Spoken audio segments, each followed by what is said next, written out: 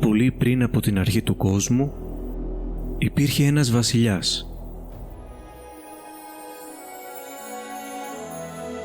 Ο βασιλιάς της δόξας.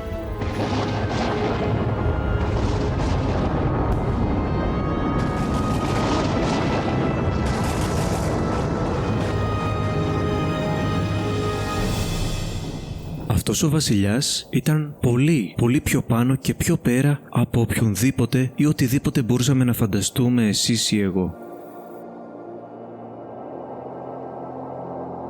Στο άπειρο της αιωνιότητας ήταν ο μόνος βασιλιάς και η βασιλεία του η μόνη βασιλεία. Ένα βασίλειο τέλειας σοφίας, αγάπης, χαράς και ειρήνης. Η βασιλεία δεν είχε ανάγκη από ήλιο ή αστέρια, γιατί ο ίδιος ο βασιλιάς ήταν το φως της. Ενώ το βασίλειο ήταν απεριόριστο σε μέγεθος, ήταν περιορισμένο σε υπηκόους. Κάποιοι λέγανε ότι ο βασιλιάς δεν είχε καθόλου υπηκόους. Ή μήπως όχι. Ένα από τα πρώτα μυστήρια αυτού του βασιλιά ήταν ότι ακόμα και όταν υπήρχε μόνος του, δεν ήταν ποτέ μόνος. Παρ' όλα αυτά, ήθελε να μοιραστεί τη ζωή του με άλλα νοήμωνα όντα. Έτσι, αυτός ο καλός και σοφός βασιλιάς δημιούργησε μια ουράνια επαρχία με εκατομμύρια όντα που ονομάζονταν άγγελοι. Τους γνώριζε όλους ονομαστικά και ήθελε να τον γνωρίζουν και αυτοί. Η ζωή με τον βασιλιά ήταν μια ασταμάτητη περιπέτεια. Αλλά ο βασιλιάς ήθελε κάτι παραπάνω από αγγέλους. Έτσι, δημιούργησε ένα βασίλειο χρόνου, χώρου και ύλης. Ένα εκπληκτικό σύμπαν με έναν λαμπερό πλανήτη που θα γινόταν το σπίτι μιας κοινότητας καταπληκτικών πλασμάτων που ονομάζονταν άνθρωποι. Σε αντίθεση με τους αγγέλους, η ανθρώπινη οικογένεια ξεκίνησε με μόνο 2 όντα, έναν άνδρα και μια γυναίκα. Όπως και με τους αγγέλους, ο βασιλιάς ήθελε να μοιραστεί τη ζωή του και μαζί τους. Τότε συνέβη κάτι. Κάτι τρομερό. Εξέγερση ξέσπασε στο βασίλειο. Πρώτα στον ουρανό και μετά στη γη. Ένας επαναστάτης άγγελος κατέλαβε το βασίλειο της γης εχμαλωτίζοντας τους ανθρώπους του. Αλλά ο βασιλιάς δεν εξεπλάγει. Βαθιά στην καρδιά του βασιλιά υπήρχε ένα σχέδιο διάσωσης. Τόσο μεγάλο, τόσο μυστηριώδες, τόσο υπερβολικό, τόσο εκτεταμένο, που θα χρειάζονταν χιλιάδες και χιλιάδες χρόνια για να το εκπληρώσει. Τι άλλο θα περίμενε κανείς από τον βασιλιά της αιωνιότητας? Ζει πάνω από τον χρόνο.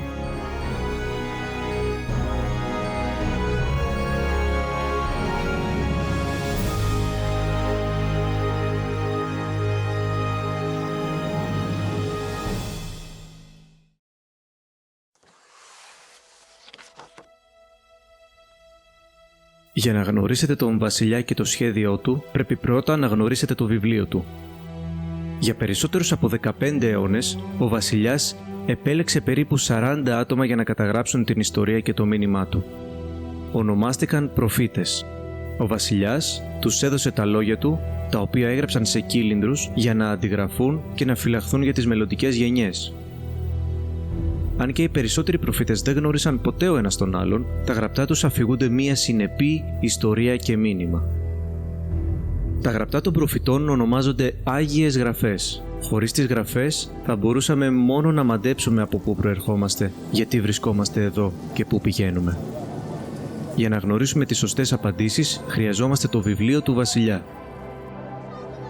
Πριν από περίπου 3.500 χρόνια, ο βασιλιάς ενέπνευσε έναν προφήτη ονόματι Μωυσή να γράψει «Ο άνθρωπος δεν ζει μόνο με ψωμί, αλλά με ό,τι ο Κύριος προστάζει».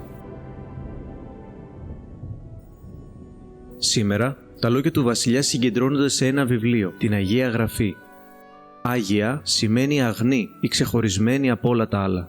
Βίβλος σημαίνει βιβλίο ή συλλογή βιβλίων. Η βίβλος είναι το best seller στον κόσμο και το πιο μεταφρασμένο βιβλίο. Χιλιάδες πάπυροι δείχνουν ότι είναι το καλύτερα διατηρημένο από όλα τα αρχαία κείμενα. Οι γραφές έχουν δύο κύρια μέρη. Το πρώτο μέρος είναι η Παλαιά Διαθήκη, όπου ο βασιλιάς προλέγει το σχέδιό του. Το δεύτερο μέρος είναι η Καινή Διαθήκη, όπου ο βασιλιάς εκπληρώνει το σχέδιό του. Διαθήκη σημαίνει συμβόλαιο ή συμφωνία. Η Παλαιά Διαθήκη προλέγει τι σχεδίαζε να κάνει ο Θεός. Η Καινή Διαθήκη καταγράφει την εκπλήρωση του σχεδίου του. Μόνο ο Θεός μπορεί να γράψει ιστορία πριν συμβεί.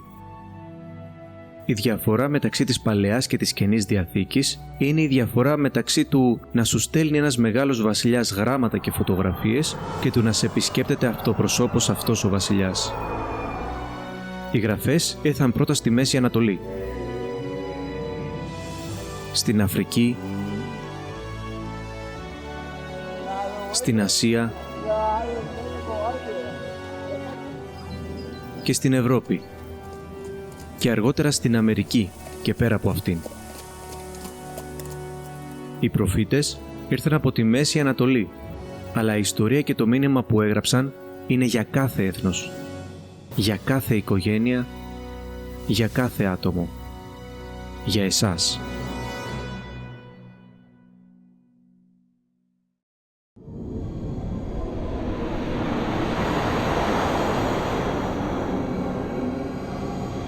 Αν μπορούσαμε να ταξιδέψουμε πίσω στον χρόνο και τον χώρο, πολύ πίσω. Πολύ πίσω, πριν υπάρξουν άνθρωποι, πλανήτες ή αστέρια, θα βλέπαμε τη δύναμη και τη δόξα πίσω από τα πρώτα λόγια της Αγίας Γραφής. Στην αρχή, ο Θεός δημιούργησε τους ουρανούς και τη γη. Σήμερα, πολλοί άνθρωποι πιστεύουν ότι ο κόσμος και τα θαύματά του προέκυψαν χωρίς έναν πάνσοφο δημιουργό. Αλλά οι θεωρίες τους δεν εξηγούν επαρκώς τον πολύπλοκο σχεδιασμό και την προβλέψιμη τάξη του σύμπαντος.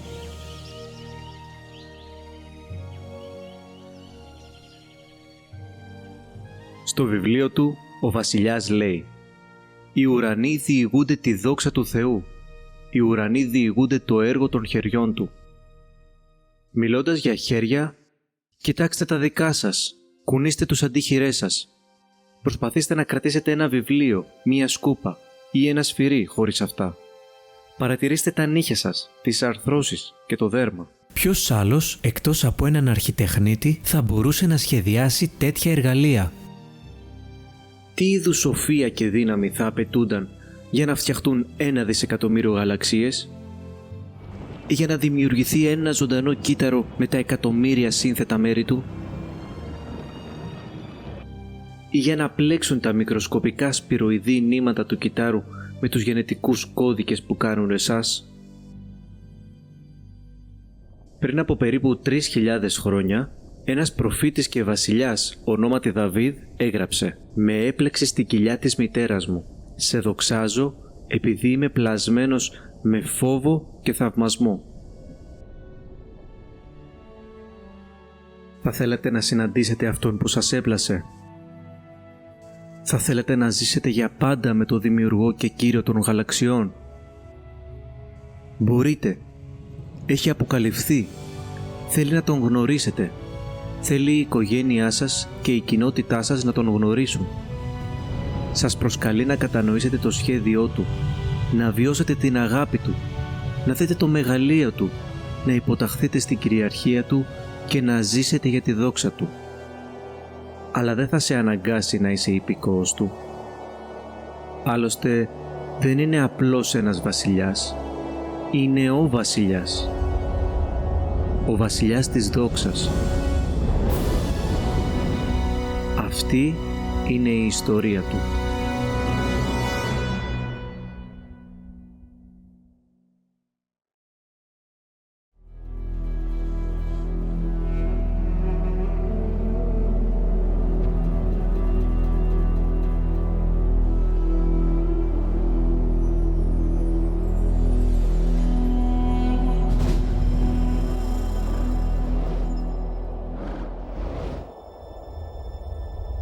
Το βιβλίο του Θεού ξεκινά με έναν τρόπο αντάξιο ενός βασιλιά. Μας λέει τι θέλουμε να γνωρίζουμε και τίποτα περισσότερο. Στην αρχή, ο Θεός δημιούργησε τους ουρανούς και τη γη.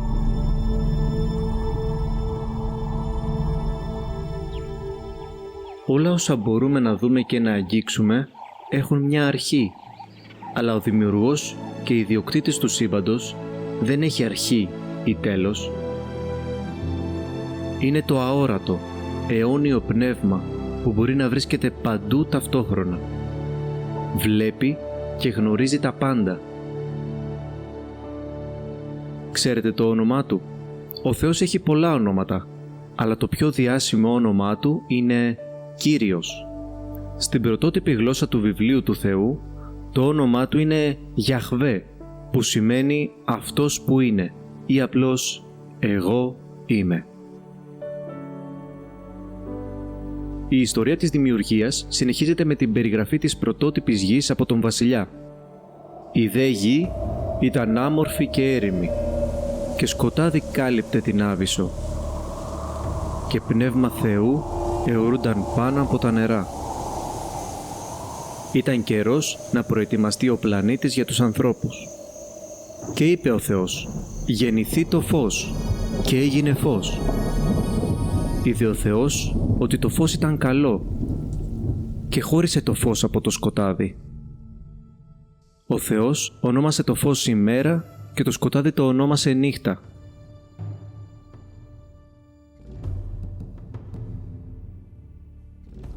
Τι έκανε ο Θεός την πρώτη μέρα της δημιουργίας? Διέταξε το φως να διαπεράσει το σκοτάδι.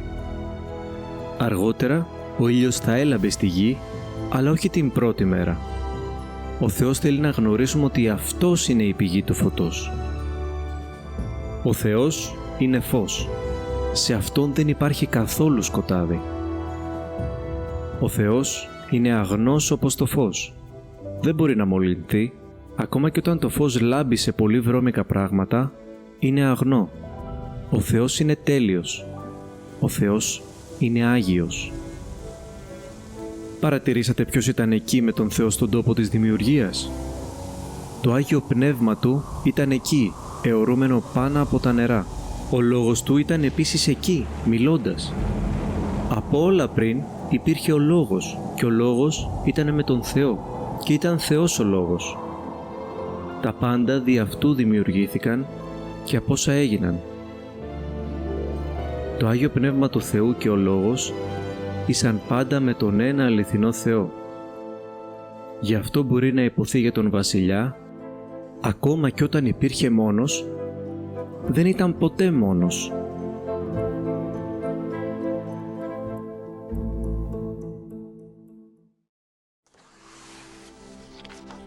Σε 6 μέρες, ο βασιλιάς δημιούργησε έναν όμορφο, υπέροχο κόσμο. Ο Θεός απλώς μίλησε και εμφανίστηκαν τέλεια σχεδιασμένα θαύματα. Την πρώτη ημέρα ο Θεός είπε «Γεννηθεί το φως» και έγινε φως. Την δεύτερη ημέρα ο Θεός δημιούργησε την ατμόσφαιρα της γης με τον γαλάζιο ουρανό που βλέπουμε και τον αόρατο αέρα που αναπνέουμε. Ο Θεός σχεδίασε τον ουρανό με έναν τέλειο μείγμα αερίων που υποστηρίζουν τη ζωή όπως οξυγόνο και άζωτο. Την τρίτη μέρα, ο Θεός είπε «Ας φανεί ξηρά» και αυτό συνέβη. Τότε ο Θεός είπε «Ας βγάλει η γη βλάστηση». Αμέσως άρχισαν να φυτρώνουν χόρτα, φυτά λουλούδια και οι καρποί, το καθένα με το δικό του σπόρο. Την τέταρτη ημέρα, ο Θεός διέταξε τον ήλιο και τη σελήνη να λάμπουν και να σημειώνουν τα χρόνια, τους μήνες και τις ημέρες της γης. Έφτιαξε επίσης τα αστέρια. Την πέμπτη ημέρα, ο Θεός είπε: «Ας γεμίσουν τα νερά ψάρια και άλλες ζωές. Ας γεμίσουν οι ουρανοί πουλιά κάθε είδους». Και αυτό συνέβη. Την έκτη μέρα, ο Θεός είπε: «Ας βγάλει η γη κάθε είδους ζώα, ζώα μικρά, ζωή». Ο Θεός έκανε κάθε ζωντανό πλάσμα ικανό να αναπαράγει απογόνους του ίδιου είδους και να φροντίζει τα μικρά του. Και ο Θεός είδε ότι ήταν καλό. Ειρήνη βασίλευε. Στην αρχή όλα τα ζώα ήταν φιλικά. Δεν σκότωναν και δεν έτρωγαν το ένα το άλλο. Τα φυτά παρήχαν την τροφή τους. Επικρατούσε τάξη. Σαν ρολόι, ο ήλιος θα κρατούσε τη σωστή απόσταση από τη γη. Η σελήνη θα άλλαζε από νέα σελήνη σε πανσέλινο. Η γη θα ανακύκλωνε τον αέρα, το νερό και τα απόβλητά της. Αν κυβερνιόταν σωστά, το βασίλειο της γης δεν θα στερούνταν ποτέ τίποτα καλό. Θα ήταν το ιδανικό σπίτι για την ανθρωπότητα. Κάθε μέρα της δημιουργίας μας δίνει μία ένδειξη για το πώς είναι ο Θεός. Η πρώτη μέρα μας δείχνει ότι ο Θεός είναι Άγιος. Είναι τέλειος και αγνός σαν το φως. Στην δεύτερη, ο Θεός είναι παντοδύναμος. Έφτιαξε και συντηρεί την ατμόσφαιρα. Τρίτη μέρα, ο Θεός είναι καλός. Δημιούργησε χιλιάδες φυτά και τροφές για εμάς. Τέταρτη ημέρα, ο Θεός είναι πιστός. Ο ήλιος και η σελήνη παραμένουν στις τροχές τους. Πέμπτη ημέρα, ο Θεός είναι ζωή. Έβαλε ψάρια στη θάλασσα και πουλιά στον ουρανό. Έκτη ημέρα, ο Θεός είναι αγάπη. Αφού ο Θεός δημιούργησε τα ζώα, ήρθε η ώρα να σχηματιστούν τα πλάσματα πάνω στα οποία θα έχινε την αγάπη του. Ήταν καιρός να δημιουργηθούν τα όντα που θα μπορούσαν να αντανακλούν την αγιότητα, την αγαθότητα, την πιστότητα και την αγάπη του.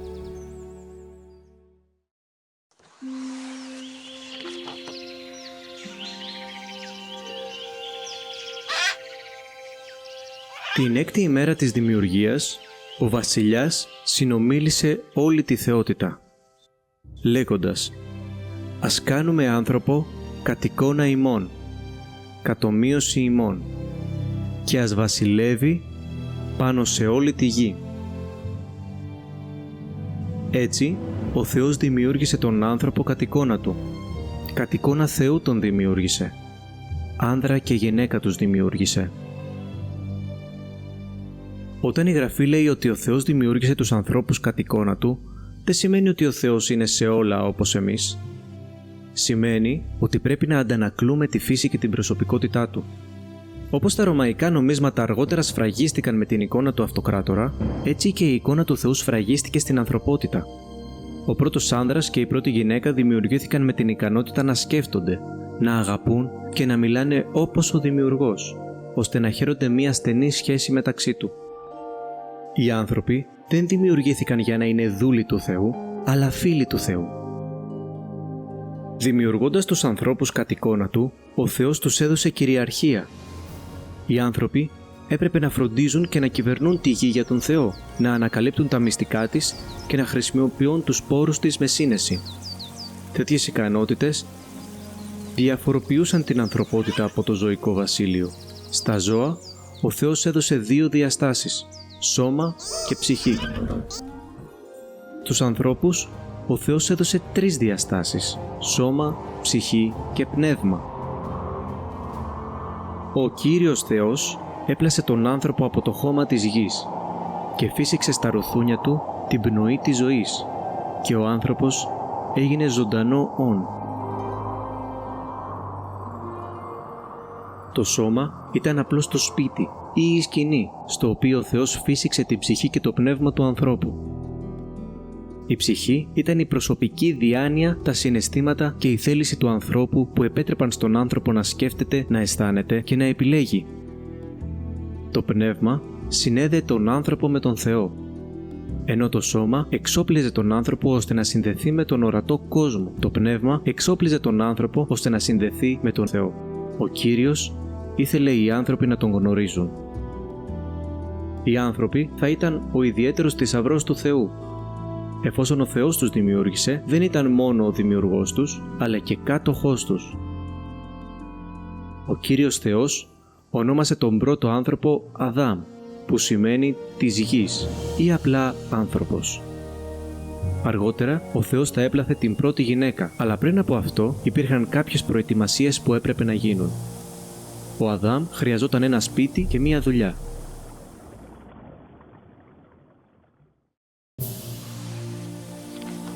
Αφού έφτιαξε το πρώτο ανθρώπινο σώμα από σκόνη και του εμφύσισε ζωή, ο Θεός φύτεψε ένα κήπο στην Εδέμ κάπου στη Μέση Ανατολή.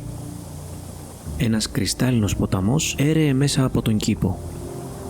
Και ο Κύριος Θεός έκανε κάθε είδους δέντρα να φυτρώσουν από το έδαφος. Δέντρα που ήταν ευχάριστα στο μάτι και καλά για φαγητό. Στη μέση του κήπου υπήρχαν το δέντρο της ζωής και το δέντρο της γνώσης του καλού και του κακού. Ο Κύριος Θεός πήρε τον άνθρωπο και τον έβαλε στον κήπο της Εδέμ για να τον καλλιεργεί και να τον φροντίζει. Ο Κύριος Θεός δεν ρώτησε τον Αδάμ αν ήθελε να ζήσει στην Εδέμ. Ο Θεός ήταν ο δημιουργός ιδιοκτήτης του ανθρώπου, ήξερε τι ήταν καλύτερο για τον άνθρωπο. Ο κήπος του Αδάμ ήταν γεμάτος με ατελείωτες απολαύσεις, πράγματα να δει, να ακούσει, να μυρίσει, να αγγίξει και να γευτεί. Λαμπερά ριάκια, τραγουδιστά πουλιά, ευωδιαστά λουλούδια, γούνινα πλάσματα, ζουμερά φρούτα, τραγανά λαχανικά, γλυκά μούρα, μυστηριώδη δάση, πολύχρωμα βράχια, συναρπαστικά έντομα και 1 τρισεκατομμύριο άλλα θαύματα που περίμεναν να ανακαλυφθούν.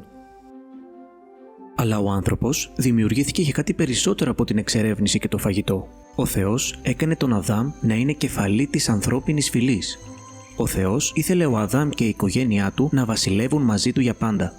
Αλλά μόνο σε όσους μπορούν να εμπιστευτούν μικρές εργασίες, μπορούν να ανατεθούν μεγάλες εργασίες. Έτσι ο Θεός ανέθεσε στον Αδάμ την πρώτη του δουλειά, να φροντίζει τον κήπο. Αυτός ο κήπος ήταν ένα τέλειο μέρος. Δεν είχε αγκάθια ή ζυζάνια ή κακά έντομα.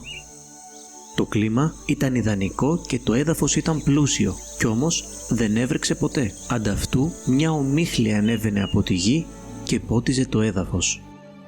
Ο Θεός ανέθεσε επίσης στον Αδάμ μία άλλη δουλειά, να ονομάσει τα ζώα. Ο Κύριος έφερε τα πλάσματα σε αυτόν για να δει πώς θα τα ονόμαζε. Φανταστείτε τη σκηνή, ένα ζευγάρι ζώων με φουσκωτές χέτες και δυνατά πόδια καλπάζουν.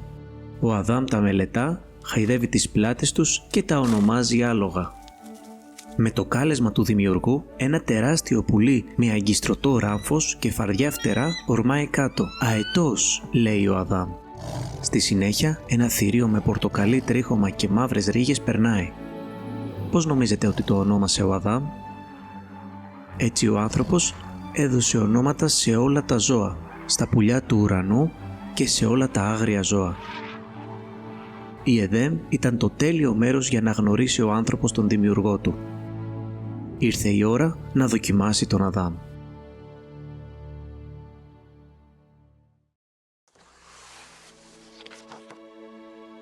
Από την αρχή, ο Θεός και ο άνθρωπος ήταν φίλοι, αλλά αυτή η φιλία έπρεπε να δοκιμαστεί. Ο βασιλιάς του σύμπαντος δεν γέμισε το βασίλειο του με υπηκόους που ήταν αναγκασμένοι να υποταχθούν σε αυτόν. Ο Θεός αγαπούσε τον Αδάμ και είχε φοβερά σχέδια για αυτόν και τη μελλοντική του οικογένεια. Επειδή ο Θεός ήθελε ανθρώπους και όχι μαριονέτες, έδωσε στον Αδάμ έναν κανόνα να υπακούσει. Ο Κύριος Θεός πρόσταξε τον άνθρωπο.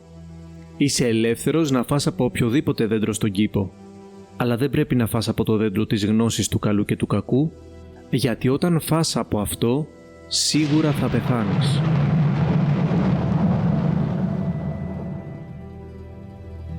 Αυτή δεν ήταν μια δύσκολη εντολή.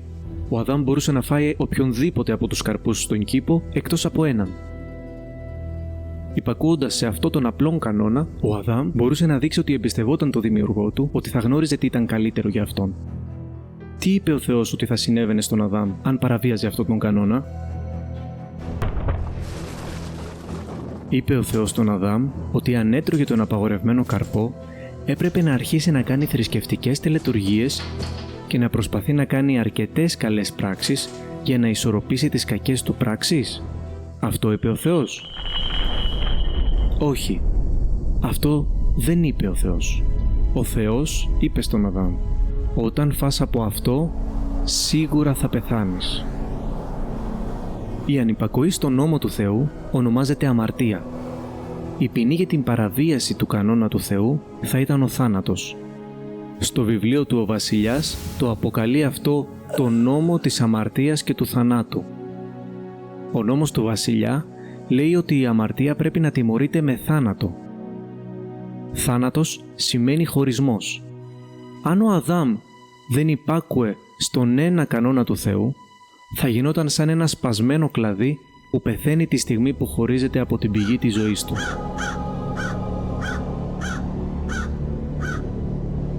Αν ο Αδάμ αποφάσιζε να κάνει αυτό που ήθελε αντί για αυτό που του είπε ο βασιλιάς του σύμπαντος, αυτό θα ήταν αμαρτία. Η αμαρτία θα έβαζε τέλος στη φιλία του ανθρώπου με το Θεό. Η αμαρτία θα προκαλούσε τη γύρανση και τον θάνατο του σώματος του ανθρώπου. Η αμαρτία θα χώριζε το πνεύμα, την ψυχή και το σώμα του ανθρώπου από τον Θεό για πάντα. Η αμαρτία είναι θανατηφόρα.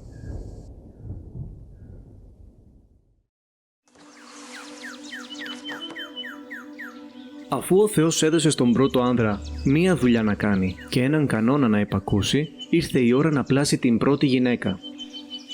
Ο Κύριος Θεός είπε: «Δεν είναι καλό για τον άνθρωπο να είναι μόνος. Θα του φτιάξω μία βοηθό». Έτσι ο Κύριος ο Θεός έκανε τον άνθρωπο να πέσει σε βαθύ ύπνο και ενώ κοιμόταν πήρε ένα από τα πλευρά του ανθρώπου και έκλεισε το μέρος με σάρκα. Τότε ο Κύριος Θεός έπλασε μια γυναίκα από το πλευρό που είχε αφαιρέσει από τον άνθρωπο και την έφερε στον άνθρωπο. Ο άνθρωπος είπε: «Αυτό είναι τώρα οστό από τα οστά μου και σάρκα από τη σάρκα μου. Θα ονομαστεί γυναίκα, γιατί πάρθηκε από τον άνθρωπο». Παρατηρήσατε ποιος κανόνισε τον πρώτο γάμο? Ναι, ήταν ο Θεός. Γυναίκα σημαίνει εκ του άνδρα.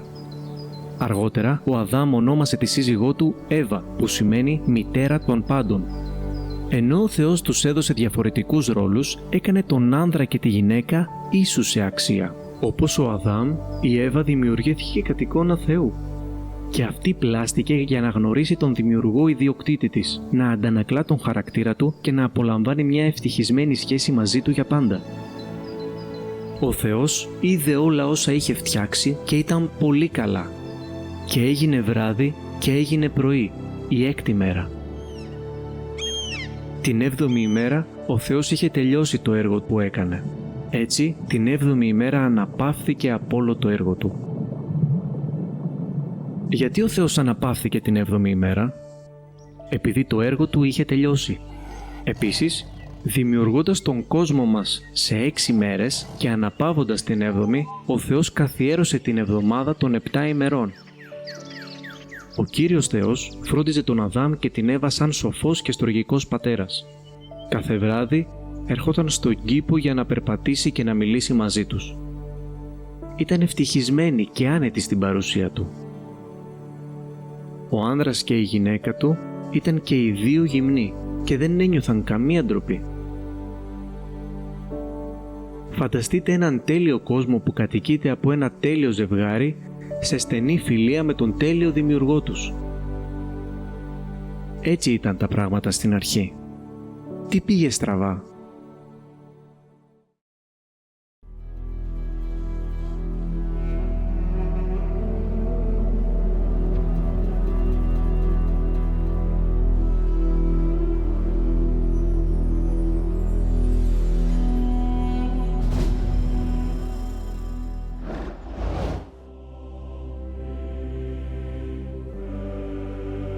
Πριν ανακαλύψουμε τι πήγε στραβά στη γη, πρέπει να κατανοήσουμε κάποια πράγματα για τον Παράδεισο. Αυτός ο άλλος κόσμος που ονομάζεται επίσης Παράδεισος είναι ένας τόπος αγνού φωτός και ξεδιπλούμενων μυστηρίων. Οι απλούστερες δραστηριότητες του ουρανού ξεπερνούν τις μεγαλύτερες απολαύσεις της γης. Ο Παράδεισος είναι το σπίτι του βασιλιά. Το καλύτερο αξιοθέατο αυτού του ευτυχισμένου τόπου είναι ο ίδιος ο βασιλιάς. Κάθε γωνία της ουράνιας πόλης έχει σχεδιαστεί για να αντανακλά το μεγαλείο του. Η πόλη ήταν από καθαρό χρυσάφι, διαυγής σαν γυαλί. Η πιο λεπτομερής περιγραφή του ουρανού καταγράφεται στο τελευταίο βιβλίο της Γραφής, την Αποκάλυψη. Ο Θεός έδωσε στον προφήτη Ιωάννη μια ματιά στον ουρανό και του είπε να γράψει τι είδε. Εκεί μπροστά μου ήταν ένας θρόνος στον ουρανό, με κάποιον που καθόταν πάνω του. Ένα ουράνιο τόξο που έλαμπε σαν σμαράγδι περικύκλωνε τον θρόνο. Από τον θρόνο έβγαιναν λάμψεις αστραπών, βροντές και βροντές. Μπροστά από το θρόνο υπήρχε κάτι που έμοιαζε με θάλασσα από γυαλί, διαυγής σαν κρίσταλο. Τότε κοίταξα και άκουσα τη φωνή πολλών αγγέλων που αριθμούσαν χιλιάδες επί χιλιάδων και μυριάδες επί μυριάδες. Περικύκλωσαν το θρόνο, δεν σταματούν ποτέ να λένε «Άγιος, Άγιος, Άγιος Κύριος ο Θεός ο Παντοδύναμος, που ήταν, είναι και πρόκειται να έρθει». Άγγελος σημαίνει αγγελιοφόρος ή υπηρέτης. Οι άγγελοι είναι πνευματικά όντα.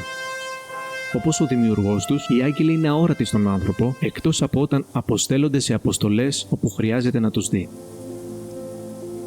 Ο βασιλιάς του ουρανού δημιούργησε αγγέλους πριν δημιουργήσει τους ανθρώπους. Στο βιβλίο του μας λέει ότι όλοι οι άγγελοι φωνάζουν από χαρά καθώς τον παρακολουθούσαν να δημιουργεί τον κόσμο. Ο Θεός έδωσε στους αγγέλους του την ικανότητα να τον γνωρίζουν, να τον υπακούν, να τον δοξάζουν και να τον υπηρετούν για πάντα. Οι άγγελοι δεν ήταν δούλοι του Θεού. Όπως και με τους ανθρώπους, ο Θεός δεν τους ανάγκασε να υποταχθούν σε Αυτόν, ήθελε ευτυχισμένους, πρόθυμους υπηρέτες. Οι Γραφές μιλούν για έναν άγγελο υψηλού επίπεδου, στον οποίο ο Θεός είχε δώσει μεγάλη νοημοσύνη, ομορφιά και δύναμη. Αν γνωρίζετε την ιστορία αυτού του αγγέλου, τότε ξέρετε από πού προήλθε το κακό. Ο Εωσφόρος ήταν ένας από τους κύριους αγγέλους του Θεού. Το όνομα του σημαίνει λαμπερός. Οι Γραφές των προφητών περιγράφουν τον Εωσφόρο ως το πρότυπο της τελειότητας, γεμάτο σοφία και τέλειος σε ομορφιά. Τότε ο Εωσφόρος άρχισε να κοιτάζει τον εαυτό του αντί για τον μεγάλο δημιουργό βασιλιά του. Για πρώτη φορά, ένα δημιούργημα έγινε περήφανο για τον εαυτό του. Τυφλωμένος από την ομορφιά και την ευφυΐα του και ξεχνώντας ποιος τον είχε δημιουργήσει, ο Εωσφόρος είπε στην καρδιά του «Θα υψώσω το θρόνο μου πάνω από τα αστέρια του Θεού. Θα ανεβώ πάνω από τις κορυφές των σύννεφων. Θα κάνω τον εαυτό μου σαν τον ύψιστο». Ο Εωσφόρος ήθελε να είναι βασιλιάς. Ήθελε να γίνει το θέλημά του αντί για το θέλημα του Θεού. Η αμαρτία είχε εισέλθει στο σύμπαν.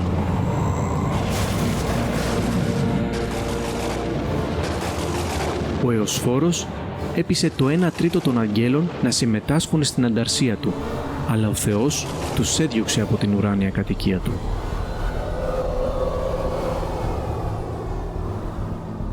Το όνομα του Εωσφόρου άλλαξε σε Σατανά, που σημαίνει κατήγορος.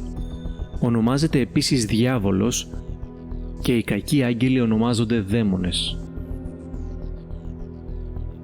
Σε ένα σκοτεινό μυστικό μέρος, ο Θεός ετοίμασε μια φυλακή για το διάβολο και τα δαιμόνια του. Αυτό το μέρος ονομάζεται κόλαση και λίμνη της φωτιάς. Είναι ένας τόπος αιώνιου χωρισμού από τον Θεό. Ένας τόπος όπου οι επαναστάτες δεν θα προκαλούν πλέον προβλήματα. Κάποια μέρα, ο Σατανάς και όλοι οι δαίμονες του θα είναι για πάντα κλειδωμένοι σε αυτή τη φυλακή.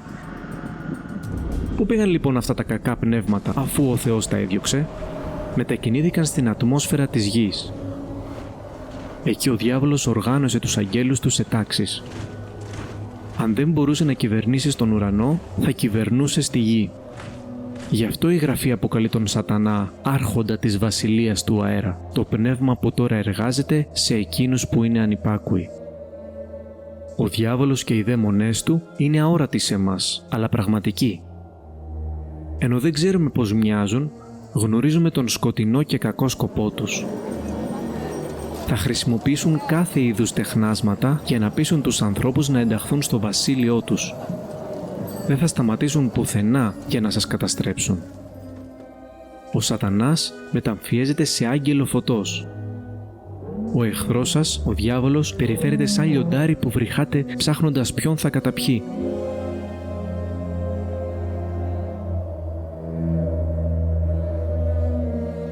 Ας επιστρέψουμε τώρα στην ιστορία των προπατώρων μας.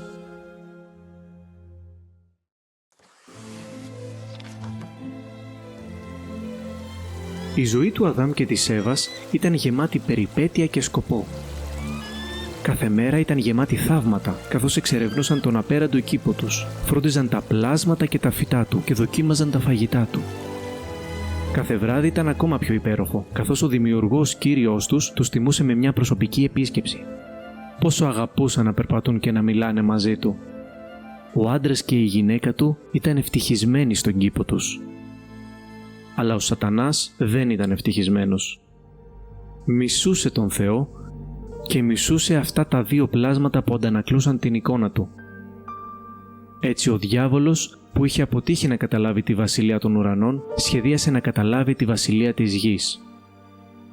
Μακάρι να μπορούσε να κάνει τον Αδάμ, την κεφαλή της ανθρώπινης φυλής, να επιλέξει να παραβιάσει τον νόμο του Θεού.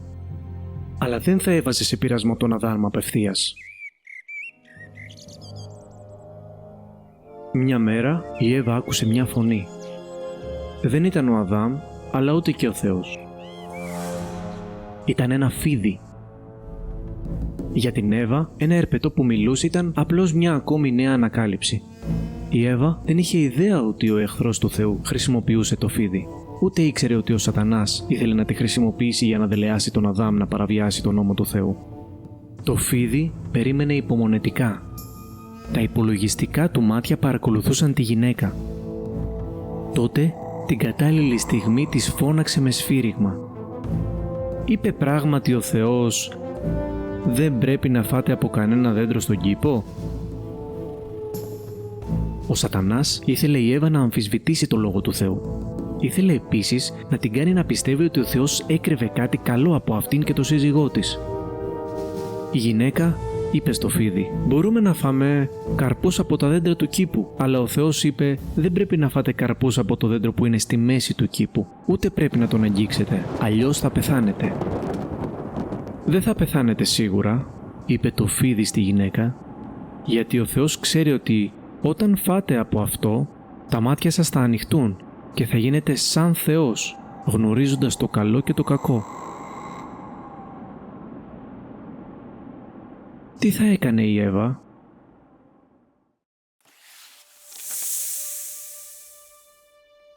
Ο Θεός είχε δώσει στον Αδάμ και την Εύα να επιλέξουν ανάμεσα στο να κάνουν το θέλημά του ή το δικό τους.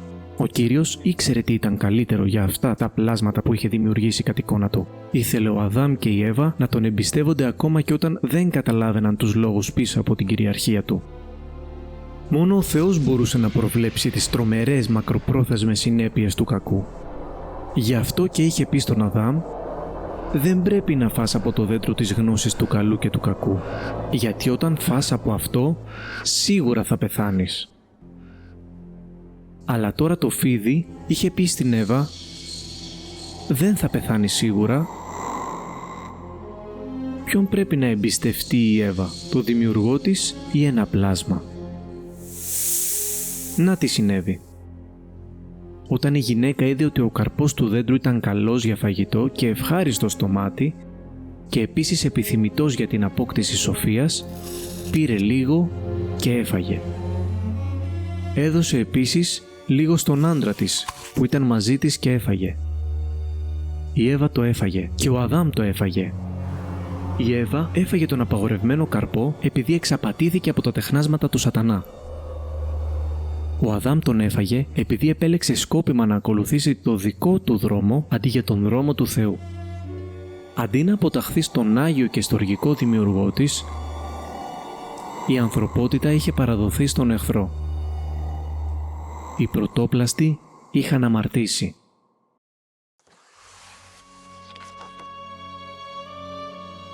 Ο Αδάμ ήταν η διορισμένη κεφαλή της ανθρώπινης φυλής. Σε αυτόν έδωσε ο Θεός την εντολή να μην φάει από το δέντρο της γνώσης του καλού και του κακού. Μόνο όταν ο Αδάμ δάγκωσε τον παράνομο καρπό, τόσο αυτός όσο και η σύζυγός του άρχισαν να αισθάνονται τις τρομερές συνέπειες της επιλογής τους. Τότε άνοιξαν τα μάτια και των δύο και συνειδητοποίησαν ότι ήταν γυμνοί. Έτσι έραψαν φύλλα σικιάς και έφτιαξαν καλύματα για τον εαυτό τους. Καυτή ντροπή και σπαρακτική ενοχή πλημμύρισαν τις ψυχές τους. Ένιωθαν ακάθαρτοι εσωτερικά και εξωτερικά. Η αμαρτία έφερε ντροπή. Πριν ο Αδάμ και η Εύα παραβιάσουν τον νόμο του Θεού, είχαν συνείδηση του Θεού και δεν ένιωθαν ντροπή. Ήταν τιμή τους να είναι με τον Δημιουργό τους, να αντανακλούν την εικόνα Του και να είναι φίλοι Του. Αλλά όταν έφαγαν από το δέντρο της γνώσης του καλού και του κακού, έγιναν αμήχανοι και ντροπιασμένοι. Η ντροπή αντικατέστησε την τιμή. Προσπάθησαν να καλύψουν την ντροπή τους με φύλλα σικιάς, αλλά καμία προσπάθειά τους δεν μπορούσε να λύσει το πρόβλημά τους. Ήταν αβοήθητοι να απαλλαγούν από την αμαρτία που είχε εισβάλει στις ψυχές τους. Ήταν αβοήθητοι να αποκαταστήσουν την τιμή τους. Ήταν απόγευμα. Σύντομα, ο Άγιος και στοργικός δημιουργός τους θα ερχόταν για τη βραδινή του επίσκεψη. Η σκέψη ότι θα τον έβλεπαν προκαλούσε κύματα τρόμου που διαπέρνουσαν τα σώματά τους. Τι θα τους έλεγε? Τι θα του έλεγαν?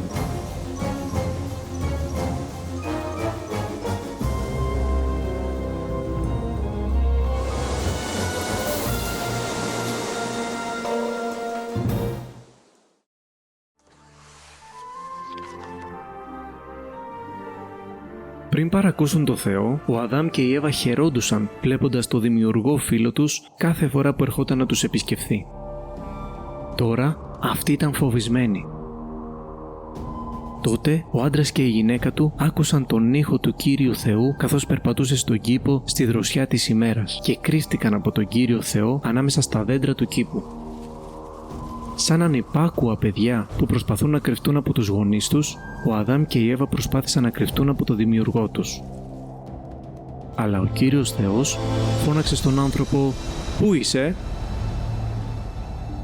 Απάντησε «Σε άκουσα στον κήπο και φοβήθηκα επειδή ήμουν γυμνός. Γι' αυτό κρύφτηκα». «Ποιος σου είπε ότι είσαι γυμνός? Μήπως έφαγες από το δέντρο από το οποίο σε πρόσταξα να μην φας?» Ο άντρας είπε «Η γυναίκα που έβαλες εδώ μαζί μου, αυτή μου έδωσε καρπό από το δέντρο και έφαγα».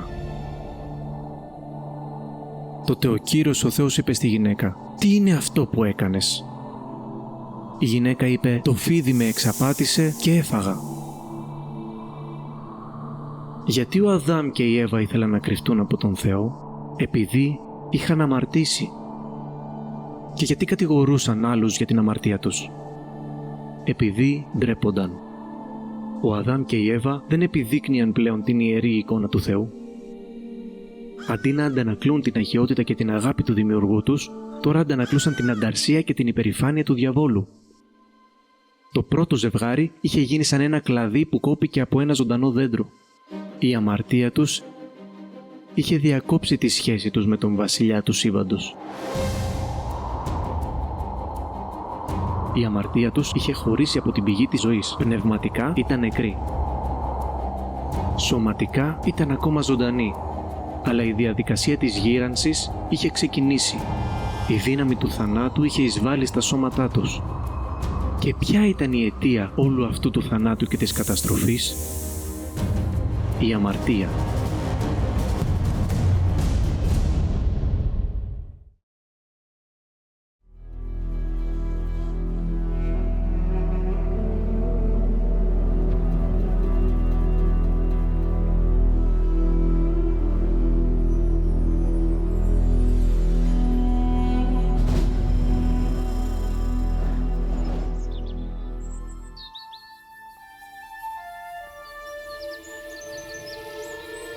Στην αρχή της ανθρώπινης ιστορίας, ο Θεός και ο άνθρωπος ήταν μαζί. Ειρήνη και χαρά βασίλευαν. Τότε ο άνθρωπος παραβίασε τον νόμο του Θεού.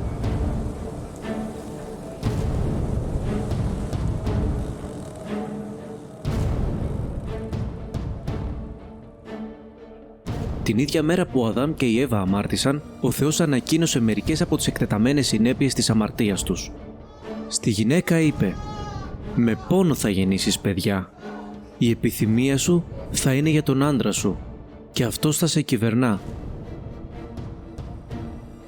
Πριν εισέλθει η αμαρτία, η Εύα χαιρόταν με την ανιδιοτελή αγάπη και φροντίδα του συζύγου της, αλλά τώρα η μολυσμένη από την αμαρτία φύση τους θα πρόσθετε διαμάχες και πόνο στις χαρές του γάμου.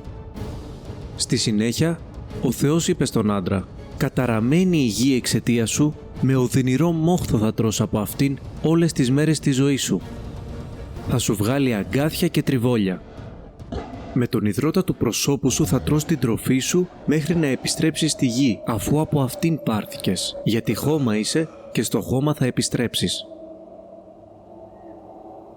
Λόγω της αμαρτίας τους, ο Αδάμ και η Εύα είχαν χάσει την κυριαρχία τους πάνω στη γη. Ο κόσμος τους θα περιλάμβανε τώρα αγκάθια, πόνο, θλίψη, ασθένεια και θάνατο. Μερικοί από εμάς είμαστε τόσο συνηθισμένοι σε τέτοια δυσαρέσκεια που την αποδεχόμαστε ως φυσιολογική. Αλλά ήταν στο αρχικό σχέδιο του Θεού μια ευωδιαστή τριανταφυλλιά να έχει άγρια αγκάθια? Ή το θαύμα της γένας να περιλαμβάνει έντονο πόνο? Ή εκείνοι που δημιουργήθηκαν κατ' εικόνα Θεού να γερνούν και να πεθαίνουν? Όχι, ο Θεός δεν σχεδίασε την αρχική δημιουργία να πολεμά ενάντια στον εαυτό της, ήταν εξαιτία της αμαρτίας του ανθρώπου που η γη έπεσε κάτω από την κατάρα του Θεού. Η ανθρωπότητα είχε αμαρτήσει και η ανθρωπότητα πρέπει να πεθάνει. Ο νόμος της αμαρτίας και του θανάτου το απαιτούσε. Ο θάνατος είναι χωρισμός. Η αμαρτία παράγει 3 τρομερούς χωρισμούς. Πνευματικός θάνατος. Το πνεύμα του ανθρώπου χωρίζεται από τον Θεό. Φυσικός θάνατος. Το πνεύμα και η ψυχή του ανθρώπου χωρίζονται από το σώμα του και από τους αγαπημένους του. Αιώνιος θάνατος. Το πνεύμα, η ψυχή και το σώμα του ανθρώπου χωρίζονται για πάντα από τον Θεό στη λίμνη της φωτιάς. Ο άνθρωπος δεν είχε τρόπο να σωθεί από την κατάρα της αμαρτίας. Υπήρχε ελπίδα?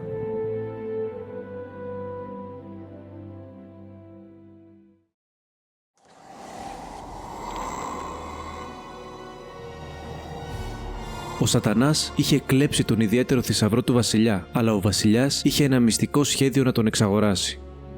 Επειδή η τιμή λύτρωσης που σχεδίαζε να πληρώσει ο βασιλιάς θα ήταν τόσο αδιανόητα ψηλή, ούτε οι δαίμονες ούτε οι άνθρωποι θα καταλάβαιναν το σχέδιο του μέχρι να εκπληρωθεί. Την ημέρα που ο Σατανάς συνέλαβε την ανθρώπινη φυλή, ο Θεός είπε στο φίδι: «Επειδή το έκανες αυτό, καταραμένος να είσαι πάνω από όλα τα ζώα και όλα τα άγρια ζώα. Θα σέρνεσαι στην κοιλιά σου και θα τρως χώμα όλες τις μέρες της ζωής σου». Όταν ο Θεός δημιούργησε τα φίδια, αυτά είχαν πόδια. Επειδή το φίδι χρησιμοποιήθηκε από τον Σατανά για να οδηγήσει την ανθρωπότητα στην αμαρτία, ο Θεός το καταράστηκε να γλιστράει στο έδαφος. Γνωρίζατε ότι οι πίθωνες έχουν μικροσκοπικά εξογκώματα κάτω από το δέρμα τους εκεί που κάποτε είχαν πόδια? Κάνοντας τα φίδια πιο χαμηλά ζώα, ο Θεός έδωσε στην ανθρώπινη οικογένεια μία οπτική υπενθύμηση ότι στον δικό του καιρό θα συντρίψει το αρχαίο φίδι που ονομάζεται Διάβολος ή Σατανάς, που παραπλανά ολόκληρο τον κόσμο. Τότε ο Θεός είπε στον Σατανά, που είχε χρησιμοποιήσει το φίδι: «Θα βάλω έχθρα ανάμεσα σε σένα και τη γυναίκα και ανάμεσα στο σπέρμα σου και στο σπέρμα της. Αυτός θα σου συντρίψει το κεφάλι και εσύ θα του χτυπήσεις τη φτέρνα του». Αυτή ήταν η πρώτη από πολλές προφητείες στις οποίες ο Θεός σιγά σιγά θα γνωστοποιούσε το μυστικό του σχέδιο να σώσει τους ανθρώπους από τον Σατανά, την αμαρτία και τον θάνατο. Αλλά για να κρύψει αυτό το σχέδιο από τον Σατανά και τους οπαδούς του, ο βασιλιάς κωδικοποίησε την προφητεία. Ο Θεός υποσχέθηκε να στείλει στη γη έναν σωτήρα, τον απόγονο μιας γυναίκας. Ο σωτήρας θα είχε ανθρώπινη μητέρα, αλλά όχι ανθρώπινο πατέρα. Θα ήταν γνωστός ως Μεσσίας, που σημαίνει εκλεκτός. Ο Σατανάς θα τσιμπούσε τη φτέρνα του Μεσσία, αλλά ο Μεσσίας θα σύντριβε το κεφάλι του Σατανά. Τι σήμαιναν όλα αυτά? Αργότερα ο βασιλιάς θα το ξεκαθάριζε, αλλά προς το παρόν ο Θεός είχε δώσει στον Αδάμ και την Εύα μία αχτίδα ελπίδας. Χιλιάδες χρόνια αργότερα, ένας από τους προφήτες του βασιλιά θα έγραφε: «Ο λαός που περπατάει στο σκοτάδι θα δει ένα μεγάλο φως. Η Παρθένος θα συλλάβει ένα παιδί, θα γεννήσει έναν γιο και θα τον ονομάσει Εμμανουήλ, ο Θεός μαζί μας». Ο βασιλιάς θα εξαγοράσει τον ξεχωριστό θησαυρό του. Αλλά πόσο θα κόστιζε? Θυμάστε τι έκαναν ο Αδάμ και η Εύα αφού έφαγαν τον απαγορευμένο καρπό? Έφτιαξαν καλύματα από φύλλα σικιάς. Τους έκαναν τα καλύματά τους να νιώθουν άνετα στην παρουσία του δημιουργού κριτή τους? Όχι, ένιωθαν ντροπή και ενοχές. Δεν είχαν κανένα τρόπο να επανορθώσουν με το Θεό. Έτσι ο Θεός έκανε κάτι για αυτούς. Ο Κύριος Θεός έφτιαξε ενδύματα από δέρμα για τον Αδάμ και τη σύζυγό του και τους έντυσε. Ποιος έκανε την πρώτη θυσία ζώων? Ο Θεός. Ο Κύριος σκότωσε μερικά ζώα, έφτιαξε δερμάτινους χιτώνες και έντυσε τον Αδάμ και την Εύα. Με αυτόν τον τρόπο, ο Θεός τους δίδαξε μερικά βασικά μαθήματα για τη δικαιοσύνη, το έλεος και τη χάρη Του. Ας σκεφτούμε αυτές τις τρεις σημαντικές λέξεις. Δικαιοσύνη. Κοιτάξτε τα νεκρά ζώα. Γιατί τα θυσίασε ο Θεός? Το έκανε για να δείξει στον Αδάμ και την Εύα ότι ο νόμος της αμαρτίας και του θανάτου πρέπει να διατηρηθεί. Η αμαρτία τους πρέπει να τιμωρηθεί με θάνατο. Αυτή είναι δικαιοσύνη. Έλεος. Κοιτάξτε τον Αδάμ και την Εύα. Τους θανάτωσε ο Θεός? Όχι. Ο Θεός προμήθευσε ζώα για να πεθάνουν στη θέση τους. Αυτός ήταν ο τρόπος του Θεού να τιμωρήσει την αμαρτία τους χωρίς να τους τιμωρήσει. Αυτό είναι έλεος. Χάρη. Τώρα κοιτάξτε τα όμορφα ρούχα του Αδάμ και της Εύας. Άξιζαν αυτοί οι δύο παραβάτες του νόμου αυτό το δώρο? Όχι, αλλά ο Θεός τους έδειξε καλοσύνη τίνοντάς του με τα δέρματα των θυσιασμένων ζώων. Αυτό είναι χάρη. Λόγω αυτού που έκανε ο Κύριος για αυτούς, ο Αδάμ και η Εύα ήταν χαρούμενοι που ήταν ξανά με τον Θεό. Το αίμα των ζώων κάλυπτε την αμαρτία τους. Ο Αδάμ και η Εύα άξιζαν να πεθάνουν εκείνη την ημέρα, αλλά τα αθώα ζώα είχαν πεθάνει στη θέση τους. Οι στολές από δέρμα ζώων κάλυπταν την ντροπή τους. Για άλλη μια φορά ο Αδάμ και η Εύα ένιωθαν άνετα στην παρουσία του Θεού. Χιλιάδες χρόνια αργότερα, ένας από τους προφήτες του Θεού έγραψε: «Είμαι γεμάτος χαρά στον Κύριο των Θεών μου, γιατί με έντυσε με τα ρούχα της σωτηρίας και με τύλιξε με χιτώνα δικαιοσύνης». Μόνο ο Θεός έχει έναν τρόπο να διορθώσει τους αμαρτωλούς.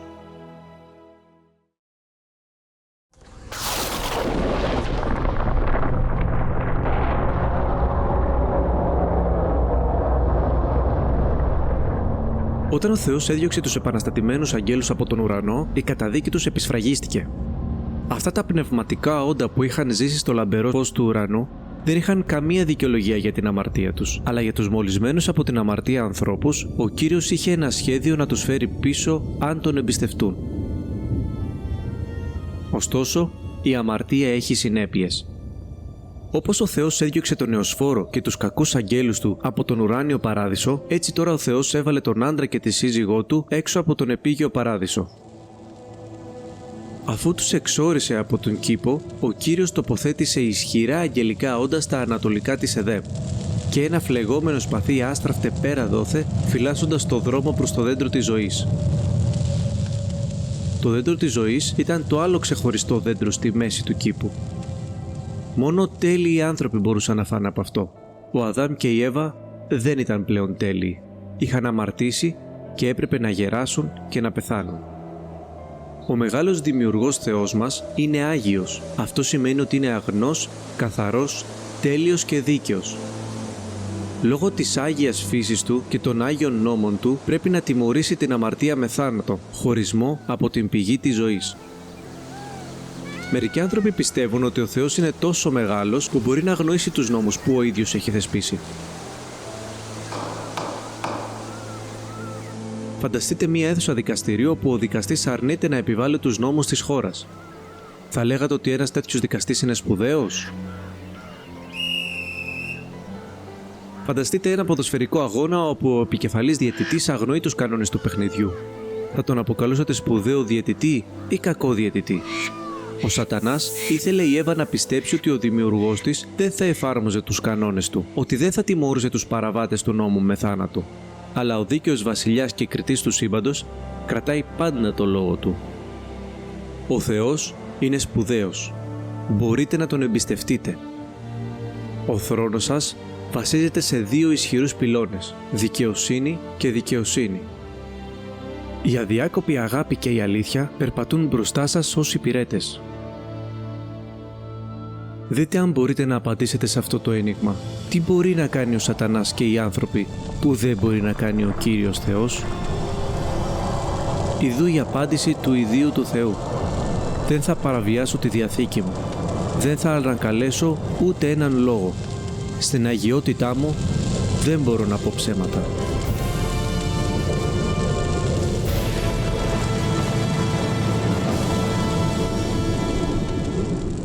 Ο βασιλιάς του σύμπαντος δεν μπορεί να αθετήσει το λόγο του.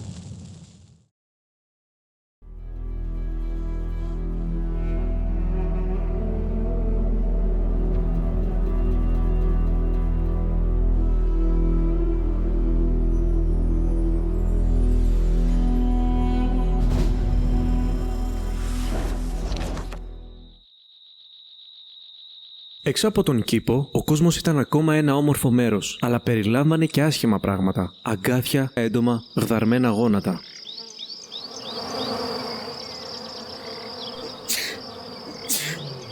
Πολλά ζώα δεν ήταν πλέον φιλικά. Δεν ήταν εύκολο να βρεθεί τροφή. Ο Αδάμ και η Εύα έπρεπε να εργάζονται σκληρά μόνο και μόνο για να χορτάσουν τα πεινασμένα τους στομάχια.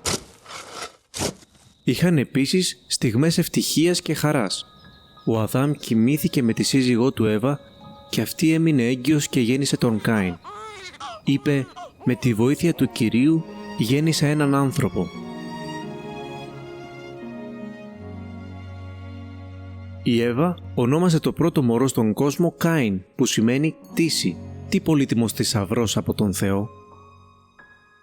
Ίσως πίστευε ότι ο γιος της θα ήταν ο υποσχεμένος σωτήρας, αλλά σύντομα ανακάλυψε ότι το χαριτωμένο αγοράκι της ήταν πεισματάρικο και εγωκεντρικό, όπως ακριβώς και οι γονείς του.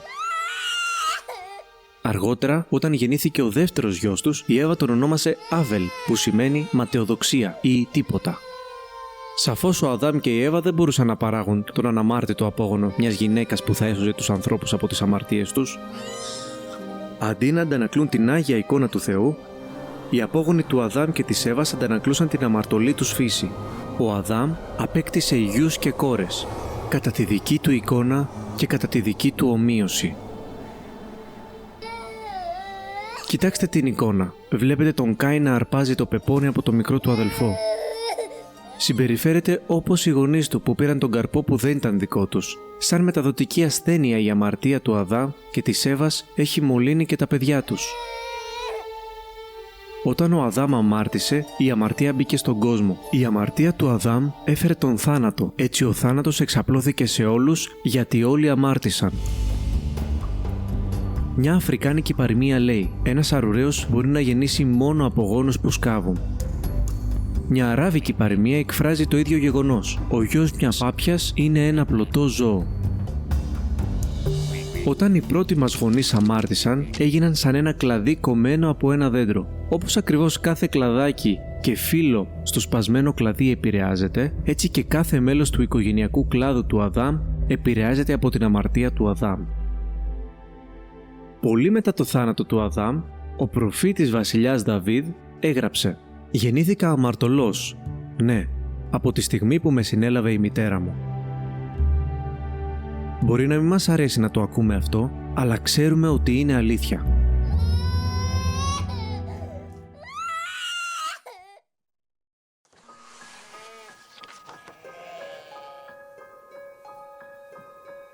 Ο Αδάμ και η Εύα απέκτησαν πολλούς γιους και κόρες, αλλά οι γραφές επικεντρώνονται στην ιστορία των δύο πρώτων αγοριών τους. Ο Άβελ έτρεφε κοπάδια και ο Κάιν εργαζόταν τη γη. Και ο Κάιν και ο Άβελ ήταν καλοί εργάτες και οι δύο γνώριζαν για τον δημιουργό τους και οι δύο ήθελαν ο Θεός να δεχτεί αυτούς και τη λατρεία τους και οι δύο είχαν το ίδιο πρόβλημα, την αμαρτία. Όχι μόνο γεννήθηκαν αμαρτωλοί, αλλά ζούσαν σαν αμαρτωλοί. Κάθε μέρα σκέφτονταν, μιλούσαν και ενεργούσαν με τρόπους που δεν αντανακλούσαν την αγνή και στοργική φύση του Θεού. Στο βιβλίο του «Ο βασιλιάς του σύμπαντος» το ονόμαζε αυτό αμαρτία. Όλοι έχουν αμαρτήσει. Όλοι μας είμαστε μακριά από το ένδοξο πρότυπο του Θεού. Υπήρχε τρόπος για να συγχωρέσει ο Θεός τον Κάιν και τον Άβελ και να τους ανακηρύξει δίκαιους ενώπιον του? Ναι, αλλά θα ήταν πολύ δαπανηρό. Χωρίς την έκχυση αίματος δεν υπάρχει συγχώρεση. Αυτός ο απαράβατος νόμος του σύμπαντος, ο νόμος της αμαρτίας και του θανάτου, πρέπει να εκτελεστεί.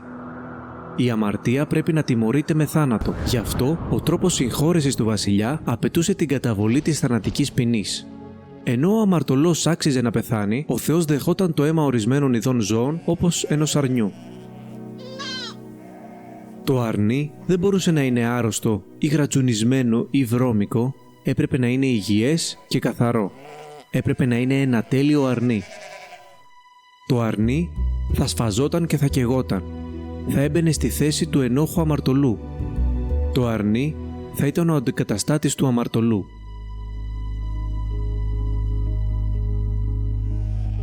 Μια μέρα και οι δύο αδελφοί έφεραν προσφορές στον Θεό, αλλά μόνο ένας έφερε τη σωστή προσφορά.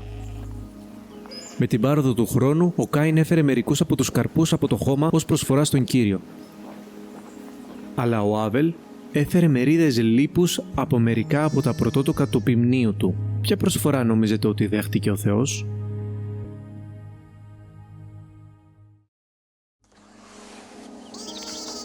Κοιτάξτε τους αδελφούς. Κοιτάξτε τι πρόκειται να προσφέρουν στον Θεό. Κοιτάξτε τα θυσιαστήρια. Ένα θυσιαστήριο ήταν μια υπερυψωμένη πλατφόρμα, συνήθως φτιαγμένη από πέτρες ή χώμα. Ήταν ένας τόπος θανάτου.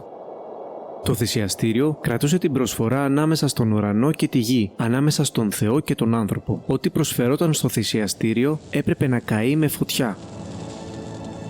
Ο Θεός πάντα υποστηρίζει τη δικαιοσύνη, αλλά θέλει να δείξει έλεος. Πώς θα μπορούσε να κάνει και τα δύο? Πώς θα μπορούσε να τιμωρήσει την αμαρτία χωρίς να τιμωρήσει τον αμαρτωλό? Πολύ μετά την εποχή του Κάιν και του Άβελ, ο Θεός είπε στον προφήτη Μωυσή: «Η ζωή ενός πλάσματος είναι στο αίμα και σας το έδωσα για να κάνετε εξηλαίωση για τον εαυτό σας στο θυσιαστήριο.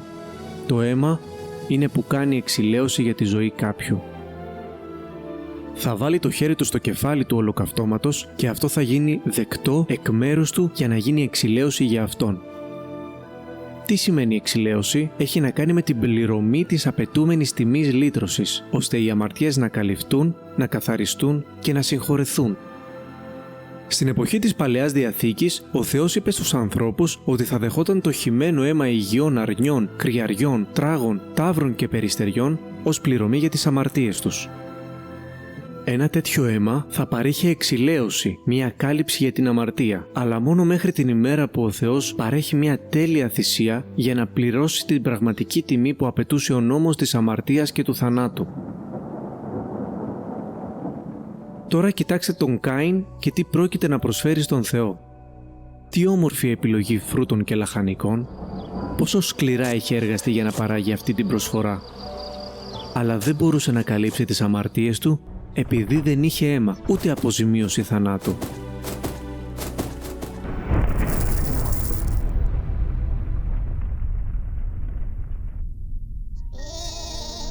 Κοιτάξτε τον Άβελ και την προσφορά του. Τι θλιβερό θέαμα. Το μικρό αρνάκι είναι δεμένο και έτοιμο να πεθάνει. Βλέπετε τον Άβελ να βάζει το χέρι του στο κεφάλι του αρνιού. Επειδή ο Άβελ πίστευε στο σχέδιο του Θεού, ο Θεός πήρε όλες τις αμαρτίες του Άβελ και τις έβαλε στο αρνί. Ο Άβελ ευχαριστεί τον Κύριο που, παρόλο που αυτός, ο Άβελ, αξίζει την ποινή του θανάτου, ο Θεός θα δεχθεί το αίμα του αρνιού ως κάλυψη για την αμαρτία. Ο νόμος του Θεού απαιτούσε να τιμωρούνται όλοι οι αμαρτωλοί με θάνατο, αλλά ο Θεός με τη δικαιοσύνη και το έλεος του θα δεχόταν το θάνατο ενός αρνιού στη θέση τους. Ο Θεός το ονομάζει αυτό νόμο της προσφοράς περί αμαρτίας.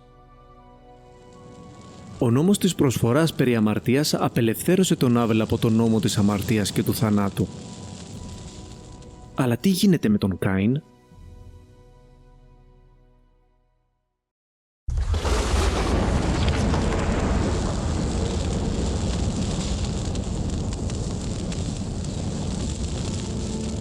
Βλέπετε το θυσιαστήριο του Κάιν. Τι υπάρχει πάνω του? Μαραμένες οδιές. Τώρα κοιτάξτε το θυσιαστήριο του Άβελ. Τι υπάρχει πάνω του? Αίμα και στάχτη. Τι σκέφτηκε ο Θεός για αυτούς τους δύο αδελφούς και τη λατρεία τους?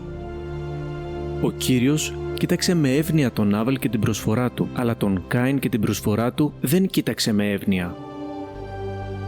Δεν μας λέγεται πως ο Θεός έδειξε την επιδοκιμασία του για τη θυσία του Άβελ και την απόρριψη της θυσίας του Κάιν. Η Γραφή λέει απλώς «Με πίστη ο Άβελ προσέφερε στο Θεό μία θυσία καλύτερη από τον Κάιν. Με πίστη επενέθηκε ως δίκαιος άνθρωπος όταν ο Θεός μίλησε καλά για τις προσφορές του». Επειδή εμπιστεύτηκε το Κύριο και το σχέδιό του, ο Άβελ συγχωρήθηκε και ανακηρύχθηκε δίκαιος. Αυτό ήταν το δώρο του Θεού στον Άβελ. Ο Θεός είχε φορτώσει τις αμαρτίες του Άβελ στο αρνί. Το αρνί είχε πεθάνει στη θέση του Άβελ. Το αίμα του αρνιού είχε χυθεί και το σώμα του είχε καεί σε στάχτη. Η δίκαιη οργή του Θεού ενάντια στην αμαρτία είχε πέσει στο αρνί αντί για τον Άβελ. Γιατί ο Θεός ήταν ευχαριστημένος με το θυσιασμένο αρνί του Άβελ? Επειδή έδειχνε τον ερχόμενο σωτήρα που θα ξεπλήρωνε μια μέρα το χρέος της αμαρτίας του κόσμου. Λόγω της πίστης του στο σχέδιο του Θεού, ο Άβελ βρισκόταν πλέον σε μια σωστή σχέση με το Θεό. Αργότερα, όταν ο Άβελ πέθανε, αντί να είναι για πάντα χωρισμένος από το Θεό, θα πήγαινε να είναι με το Θεό, ο οποίος ήταν πλέον φίλος του. Ο νόμος της προσφοράς για την αμαρτία είχε θριαμβεύσει επί του νόμου της αμαρτίας και του θανάτου.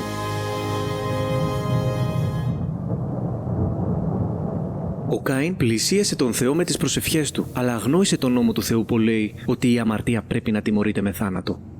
Ο Κάιν ήταν θρησκευόμενος, αλλά δεν βρισκόταν σε σωστή σχέση με το Θεό. Ο νόμος της αμαρτίας και του θανάτου εξακολουθούσε να κρέμεται πάνω του σαν ένα σκοτεινό σύννεφο. Αν δεν εμπιστευόταν το Θεό και το σχέδιό του, δεν θα γνώριζε ποτέ τον Θεό ως φίλο του. Θα αντιμετώπιζε τον Θεό ως κριτή του.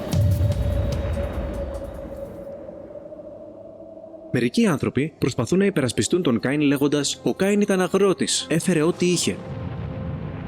Αλλά ο Θεός δεν ήθελε ό,τι είχε. Ο Κάιν θα μπορούσε να είχε ανταλλάξει κάποια σοδιά ένα από τα αρνιά του Άβελ, ή θα μπορούσε να είχε βάλει το χέρι του στο αρνί του Άβελ και να προσκυνήσει στον ίδιο βωμό. Τι θα έκανε ο Κάιν? Θα μετανοούσε και θα ερχόταν στο Θεό με την κατάλληλη προσφορά?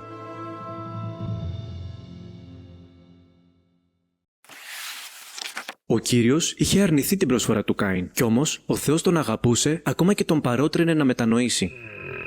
Τι σημαίνει να μετανοείς? Ας υποθέσουμε ότι θέλεις να ταξιδέψεις σε μια συγκεκριμένη πόλη. Αφού μπεις σε ένα τρένο, συνειδητοποιείς ότι επιβιβάστηκες στο λάθος τρένο. Τι κάνεις? Παραδέχεσαι το λάθος σου, κατεβαίνεις από το τρένο και μπαίνεις στο σωστό τρένο. Αυτό σημαίνει να μετανοείς. Το να μετανοείς σημαίνει να αλλάζεις γνώμη, να αποστρέφεσαι το ψεύδος και να υποτάσσεσαι σε αυτό που είναι αλήθεια.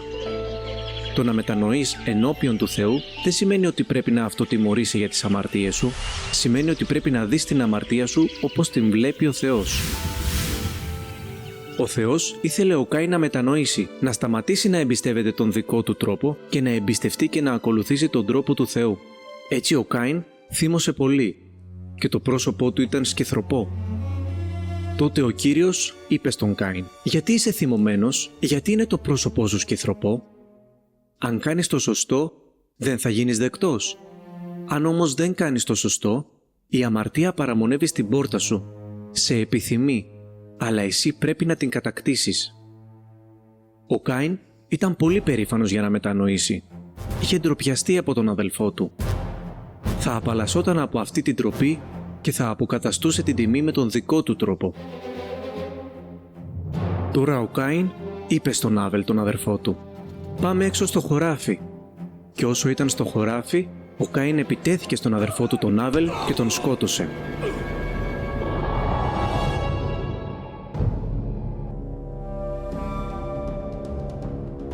Τότε ο Κύριος είπε στον Κάιν: «Πού είναι ο αδερφός σου Άβελ?» «Δεν ξέρω», απάντησε. «Είμαι ο φύλακας του αδερφού μου». Ο Κύριος είπε: «Τι έκανες? Άκου, το αίμα του αδελφού σου με φωνάζει από τη γη». Η ψυχή και το πνεύμα του Άβελ είχαν πάει στον Κύριο, αλλά το σώμα του θα επέστρεφε στη σκόνη μέχρι μια μελλοντική μέρα, όταν ο Θεός θα μεταμορφώσει αυτή τη σκόνη σε ένα ένδοξο σώμα, κατάλληλο για την αιωνιότητα. Όσο για τον Κάιν, ο Θεός του έδωσε άλλη μια ευκαιρία να μετανοήσει, αλλά αρνήθηκε.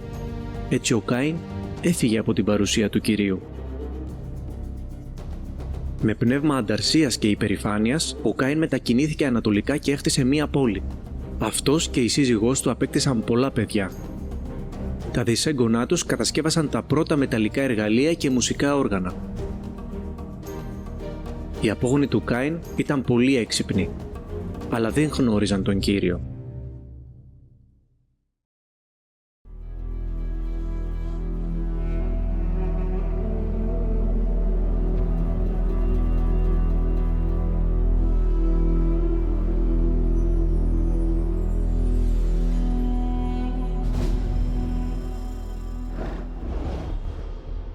Δέκα γενιές μετά την πρώτη αμαρτία του Αδάμ, ο Θεός έδωσε αυτή τη θλιβερή αναφορά για την ανθρώπινη οικογένεια. Η κακία του ανθρώπου αυξήθηκε στη γη και οι σκέψεις της καρδιάς του ήταν μόνο κακές, συνεχώς. Αλλά μια οικογένεια στη γη εξακολουθούσε να εμπιστεύεται τον Θεό. Ο Νόε βρήκε εύνοια στα μάτια του Κυρίου. Έτσι ο Θεός είπε στον Νόε: «Θα βάλω τέλος σε όλους τους ανθρώπους, γιατί η γη γέμισε βία εξαιτίας τους. Σίγουρα θα καταστρέψω και αυτούς και τη γη. Φτιάξε λοιπόν για τον εαυτό σου μια κιβωτό από ξύλο κυπαρισιού. Κάνε δωμάτια μέσα σε αυτήν και άλυψέ την με πίσα μέσα και έξω. Έτσι θα την κατασκευάσεις». Αυτή η ευρύχωρη τριόροφη φορτηγίδα, 1,5 φορά το μήκος ενός γηπέδου ποδοσφαίρου, θα έχει αρκετό χώρο για να φιλοξενήσει ένα ζευγάρι από κάθε είδους ζώου και 7 ζευγάρια ζώων για προσφορές για αμαρτία. Η κιβωτός θα έχει σύστημα εξαερισμού και μια μεγάλη πόρτα. Για έναν ολόκληρο αιώνα, ο Νόε κατασκεύαζε την κιβωτό μαζί με τη σύζυγό του, τους 3 γιους και τις σύζυγους τους. Καθώς εργαζόταν, ο Νόε προειδοποίησε τον κόσμο για την επερχόμενη κρίση του Θεού, αλλά οι άνθρωποι απλώς τον κορόιδευαν. Τελικά, η κιβωτός ήταν έτοιμη. Η οικογένεια του Νόε την είχε εφοδιάσει με προμήθειες. Ο Θεός έφερε τα ζώα, τα ερπετά, τα έντομα και τα πουλιά.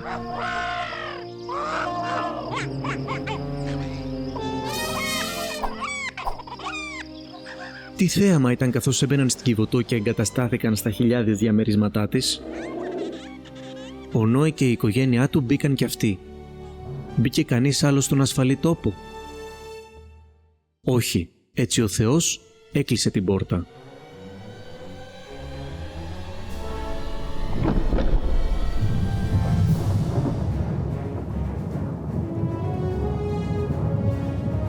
Οργισμένα σύννεφα τύλιξαν τη γη, αστραπές άστραψαν και βροντές χτύπησαν.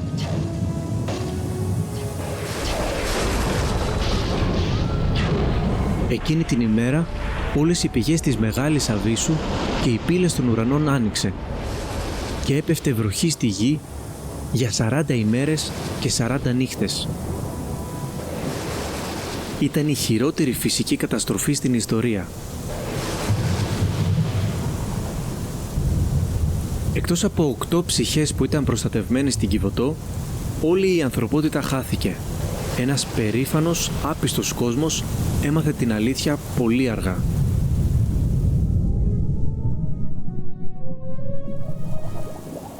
Τα γεωλογικά και απολιθωμένα αρχεία επιβεβαιώνουν το βιβλικό αρχείο. Από τη Σαχάρα μέχρι τα Ιμαλάια, θαλάσσια απολιθώματα μπορούν να ανακαλυφθούν στις μεγάλες ερήμους και τα βουνά του κόσμου. Στο έλεος του, ο Θεός είναι υπομονετικός, αλλά στη δικαιοσύνη του θα κρίνει την αμαρτία.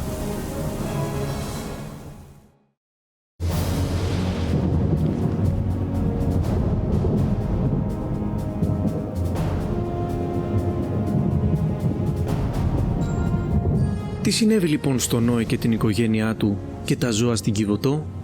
Σώθηκαν από την κρίση του Θεού. Ο Θεός θυμήθηκε τον Νόε και όλα τα άγρια ζώα και τα ζωντανά που ήταν μαζί του στην Κιβωτό και έστειλε άνεμο πάνω από τη γη και τα νερά υποχώρησαν. Η τεράστια Κιβωτός έπλευσε προς τα κάτω και τελικά σταμάτησε στο Αραράτ, ένα τεράστιο βουνό με 2 κορυφές στην Ανατολική Τουρκία. 3 φορές ο Νόε έστειλε ένα περιστέρι για να δει αν μπορούσε να βρει ξηρά. Την πρώτη φορά το περιστέρι απλά επέστρεψε. Τη δεύτερη φορά το περιστέρι επέστρεψε στον Νόε με ένα φύλλο ελιάς στο ράφος του. Την τρίτη φορά το περιστέρι δεν επέστρεψε. Είχε βρει σπίτι. Ο Νόε ήξερε ότι ήταν καιρός να βγει από την Κιβωτό. Ένας ολόκληρος χρόνος είχε περάσει από τότε που ξεκίνησε ο κατακλυσμός. Ξέρετε ποιο ήταν το πρώτο πράγμα που έκανε ο Νόε αφού η οικογένειά του και τα ζώα βγήκαν από την Κιβωτό? Ο Νόε έχτισε ένα βωμό για τον Κύριο και παίρνοντας μερικά από όλα τα καθαρά ζώα και τα καθαρά πουλιά, θυσίασε ολοκαυτώματα πάνω σε αυτό. Ο Κύριος μύρισε το ευχάριστο άρωμα.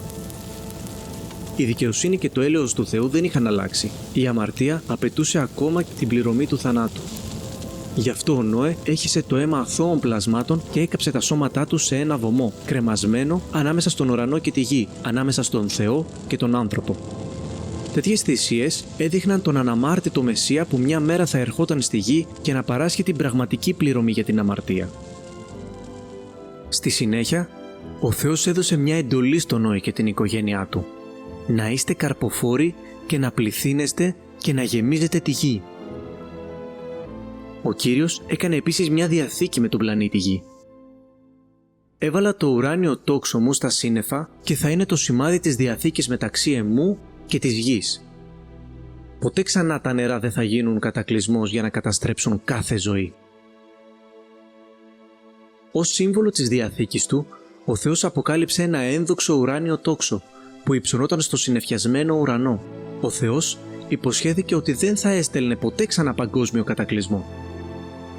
Το ουράνιο τόξο μας υπενθυμίζει ότι είτε για τιμωρία είτε για προστασία ο Θεός τηρεί πάντα τις υποσχέσεις του. Πάντα.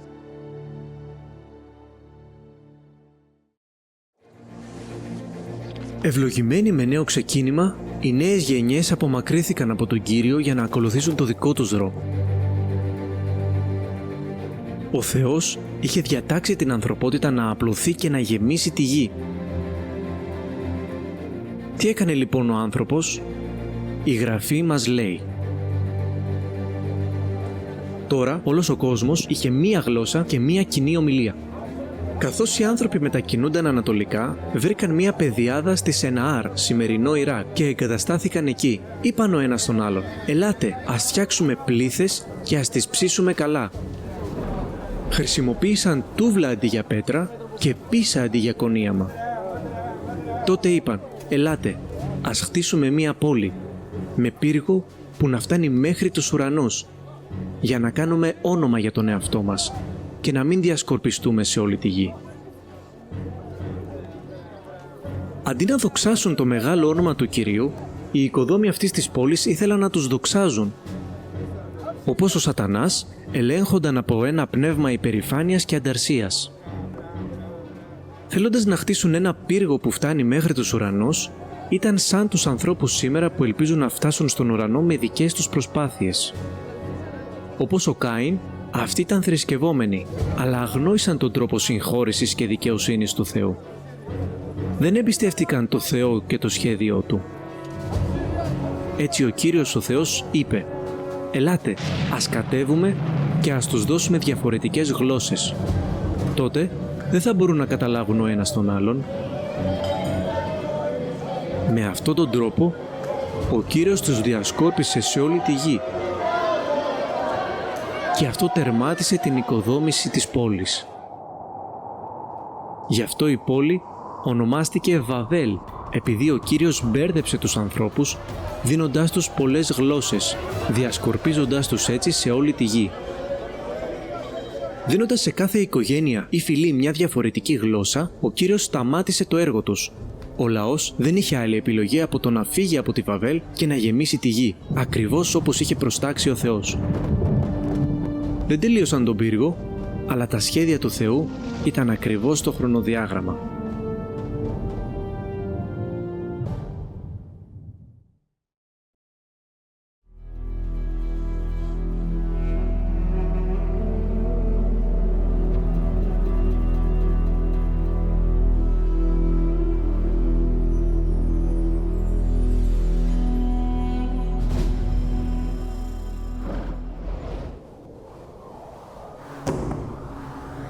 Δέκα γενιές είχαν περάσει από την εποχή του προφήτη Νοέ. Ο Σατανάς είχε σφιχτεί λαβή στα έθνη, ή έτσι φαινόταν. Αντί να εμπιστεύονται στον Κύριο, εμπιστεύονταν στις θρησκείες τους. Έθνη λάτρευαν τον ήλιο αντί για εκείνον που το δημιούργησε. Άλλοι προσκυνούσαν τη σελήνη. Το έτος ήταν περίπου 1925 π.Χ. Βορειοανατολικά της Αραβίας ζούσε ένας ηλικιωμένος άνδρας ονόματι Άβραμ. Αργότερα, ο Θεός άλλαξε το όνομά του σε Αβραάμ, που σημαίνει πατέρας πλήθους. Ο Αβραάμ ήταν 75 ετών. Η Σάρα, η σύζυγός του, ήταν 65 ετών και άτεκνη. Οι γονείς και οι γείτονές τους ήταν ειδωλολάτρες, λατρεύοντας τα δημιουργήματα αντί για το δημιουργό. Μια μέρα, ο Κύριος είπε στον Αβραάμ: «Φύγε από την χώρα σου, το λαό σου και το σπίτι του πατέρα σου και πήγαινε στη γη που θα σου δείξω. Θα μεγαλύνω το όνομά σου και θα είσαι ευλογία. Θα ευλογήσω όσους σε ευλογούν και θα καταραστώ όποιον σε καταργέται και θα ευλογηθούν μέσω εσένα όλοι οι λαοί της γης». Ο Κύριος ήθελε να κάνει μια διαθήκη με τον Αβραάμ. Αν άφηνε την οικογένεια του πατέρα του και πήγαινε σε μια άγνωστη γη, τότε ο Κύριος θα έκανε δύο σπουδαία πράγματα μαζί του. Ο Θεός θα έκανε τον Αβραάμ πατέρα ενός μεγάλου έθνους και μέσω αυτού του νέου έθνους ο Θεός θα ευλογούσε τους ανθρώπους σε κάθε έθνος. Αν ο Αβραάμ εμπιστευόταν και βοηθούσε τον Κύριο, θα γινόταν ο πατέρας ενός έθνου από το οποίο θα έρχονταν οι προφήτες, οι γραφές και ο σωτήρας του κόσμου. Τι θα έκανε ο Αβραάμ? Με πίστη ο Αβραάμ, όταν κλήθηκε να πάει σε έναν τόπο που αργότερα θα λάμβανε ως κληρονομιά του, υπάκουσε και έφυγε, παρόλο που δεν ήξερε που πήγαινε. Δεν ήταν εύκολο για τον Αβραάμ και τη σύζυγό του να αφήσουν τους συγγενείς τους και να γυρίσουν την πλάτη στην οικογενειακή θρησκεία. Ωστόσο, επέλεξαν να υπομείνουν την κριτική της κοινότητάς τους και να ακολουθήσουν τον αληθινό Θεό. Το να εμπιστεύεσαι και να υπακούς τον Θεό δεν είναι εύκολο, αλλά είναι πάντα καλύτερο.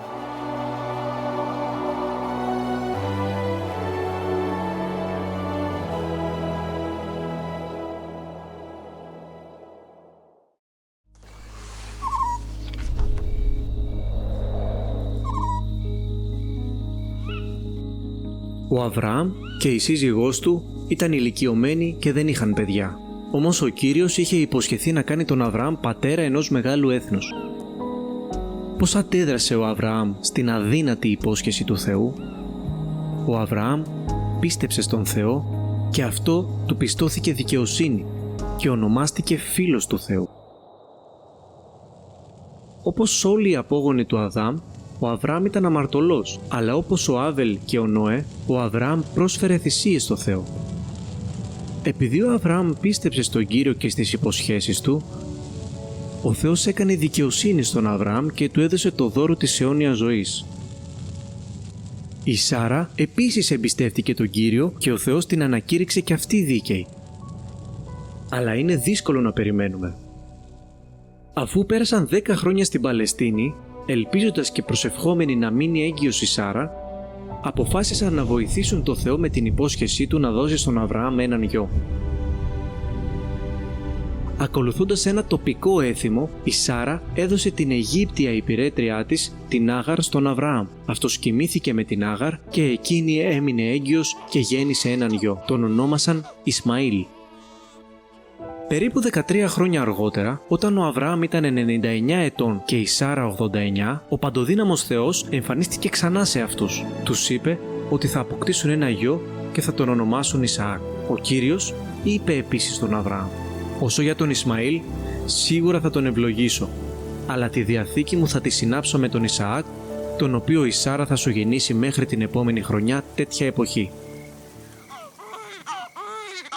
Ένα χρόνο αργότερα, η Σάρα γέννησε τον Ισαάκ, τον γιο της υπόσχεσης. Κοιτάξτε την εικόνα, βλέπετε τον Αβραάμ και τη γυναίκα του να κοιτάζουν τον νυχτερινό ουρανό. Ευχαριστούν τον Κύριο για την πιστότητά του. Αργότερα, η Άγαρ και ο Ισμαήλ στάλθηκαν μακριά, αλλά ο Θεός ήταν καλός και μαζί τους.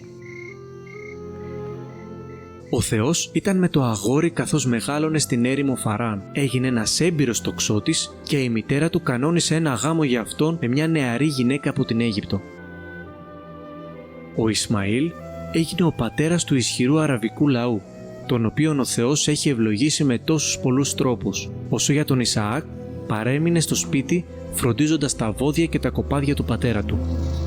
Μερικές φορές ο Ισαάκ βοηθούσε τον πατέρα του να διαλέξει ένα υγιές αρνί, να το σφάξει και να το κάψει για τις αμαρτίες τους. Αλλά ούτε ο Ισαάκ, ούτε ο πατέρας του μπορούσαν να φανταστούν τη θυσία που επρόκειτο να ζητήσει ο Θεός.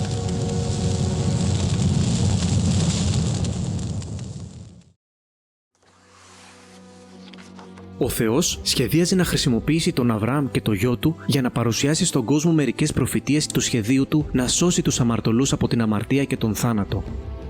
Ο Θεός σχεδίαζε επίσης να δοκιμάσει την πίστη του Αβραάμ, ζητώντας του να κάνει κάτι τρομερό, κάτι που δεν θα είχε νόημα μέχρι να τελειώσει η δοκιμασία. Σε αυτό το στάδιο της ζωής του, ο Αβραάμ είχε απόλυτη εμπιστοσύνη στον Κύριο. Ο Αβραάμ γνώριζε τον Θεό. Ο Αβραάμ γνώριζε ότι ο Θεός είναι αγαθός και δίκαιος. Ωστόσο, θα μπορούσε ο Αβραάμ να τον εμπιστευτεί και να τον υπακούσει, ακόμα και αν αυτό που του ζητούσε ο Θεός φαινόταν λάθος? Ιδού η ιστορία κατευθείαν από τις γραφές. Λίγο καιρό αργότερα, ο Θεός δοκίμασε τον Αβραάμ. Του είπε: «Αβραάμ, εδώ είμαι», απάντησε. Τότε ο Θεός είπε: «Πάρε το γιο σου, το μονογενή σου γιο, τον Ισαάκ που αγαπάς, και πήγαινε στην περιοχή Μοριά. Θυσίασέ τον εκεί ως ολοκαύτωμα σε ένα από τα βουνά που θα σου πω».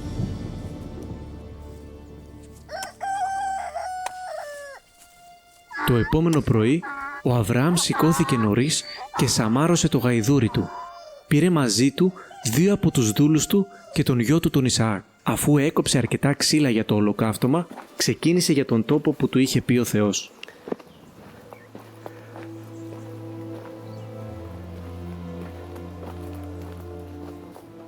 Την τρίτη μέρα, ο Αβραάμ σήκωσε το βλέμμα του και είδε τον τόπο από μακριά.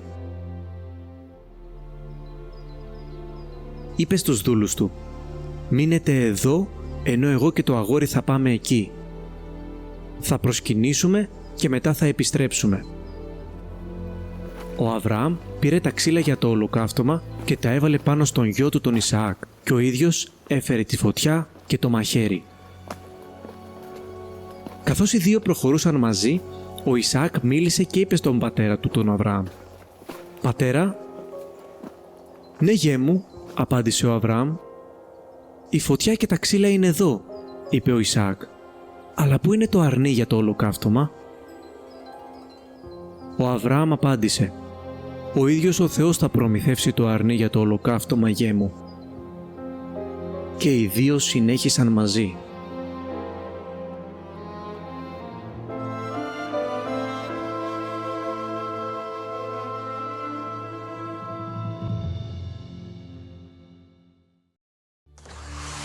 Άκουσες τι είπε ο Αβραάμ στους δούλους του πριν αυτός και ο γιος του ανεβούν στο βουνό? «Θα προσκυνήσουμε και μετά θα επιστρέψουμε. Πώς θα μπορούσε ο γιος του Αβραάμ να επιστρέψει αν επρόκειτο να θανατωθεί? Η Γραφή λέει ότι ο Αβραάμ σκέφτηκε ότι ο Θεός μπορούσε να αναστήσει τους νεκρούς. Ο Θεός είχε υποσχεθεί να κάνει τον Ισαάκ πατέρα ενός έθνους, μέσω του οποίου θα ερχόταν ο υποσχεμένος σωτήρας. Για τον Αβραάμ αυτό ήταν αρκετό. Εν τω μεταξύ, τι σκεφτόταν ο Ισαάκ? Ήξερε ότι άξιζε να πεθάνει για τις αμαρτίες του. Ήξερε επίσης ότι ο Θεός θα δεχόταν έναν αντικαταστάτη. Αλλά σήμερα πήγαιναν σε ένα τόπο θυσίας χωρίς κρυάρι ή αρνί. Δεν είχε νόημα. Έτσι ο Ισαάκ είπε στον πατέρα του: «Η φωτιά και τα ξύλα είναι εδώ. Αλλά πού είναι το αρνί για τη θυσία?» Ο Αβραάμ απάντησε: «Ο ίδιος ο Θεός θα προμηθεύσει το αρνί για τη θυσία, γέ μου». Ας συνεχίσουμε τώρα την ιστορία. Όταν έφτασαν στον τόπο που του είχε πει ο Θεός, ο Αβραάμ έχτισε εκεί ένα θυσιαστήριο και τοποθέτησε τα ξύλα πάνω του. Έδεσε τον γιο του και τον έβαλε πάνω στο θυσιαστήριο, πάνω στα ξύλα. Έπειτα άπλωσε το χέρι του και πήρε το μαχαίρι για να τον σφάξει. Αλλά ο άγγελος του Κυρίου του φώναξε από τον ουρανό: «Αβραάμ, Αβραάμ!» «Εδώ είμαι», απάντησε. «Μην πειράξεις το αγόρι», είπε. «Μην του κάνεις τίποτα.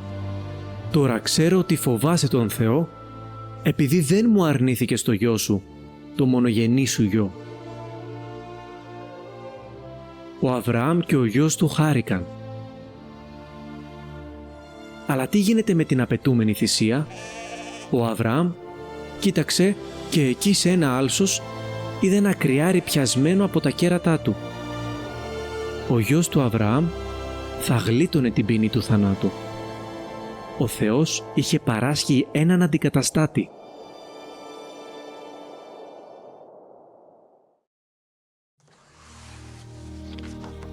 Πώς έσωσε ο Θεός τον καταδικασμένο γιο του Αβραάμ?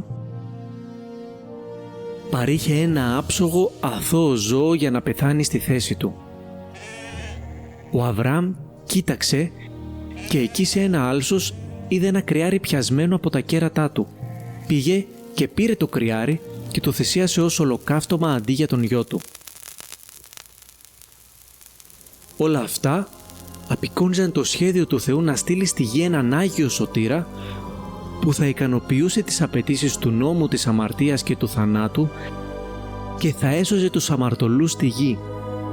Έτσι ο Αβραάμ ονόμασε εκείνο το μέρος «Ο Κύριος θα προμηθεύσει» και μέχρι σήμερα λέγεται «Στο βουνό του Κυρίου θα προμηθεύσει». Γιατί ο Αβραάμ ονόμασε το βουνό «Ο Κύριος θα προμηθεύσει» αντί «Ο Κύριος έχει προμηθεύσει»? Δεν είχε παράσχει ο Θεός μόλις λίτρα?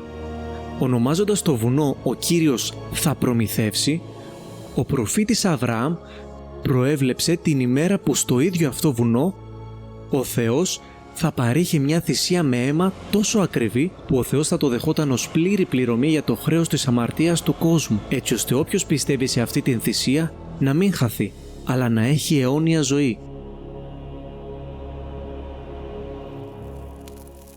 Πολλά χρόνια αργότερα, ο ίδιος ο υποσχεμένος σωτήρας θα ανατρέξει σε αυτό το ιστορικό γεγονός και θα πει: «Ο πατέρας σας ο Αβραάμ χάρηκε στη σκέψη ότι θα έβλεπε την ημέρα μου. Την είδε και χάρηκε». Καθώς ο καπνός του κρυαριού ανέβαινε προς τον ουρανό, ο Θεός έδωσε στον Αβραάμ μια γεύση από ένα μελλοντικό ολοκαύτωμα που θα θυσιαζόταν στην ίδια αυτή κορυφογραμμή του βουνού. Ξαφνικά, η απάντηση του Αβραάμ στην ερώτηση του γιού του «Πού είναι το αρνί» απέκτησε βαθύτερο νόημα.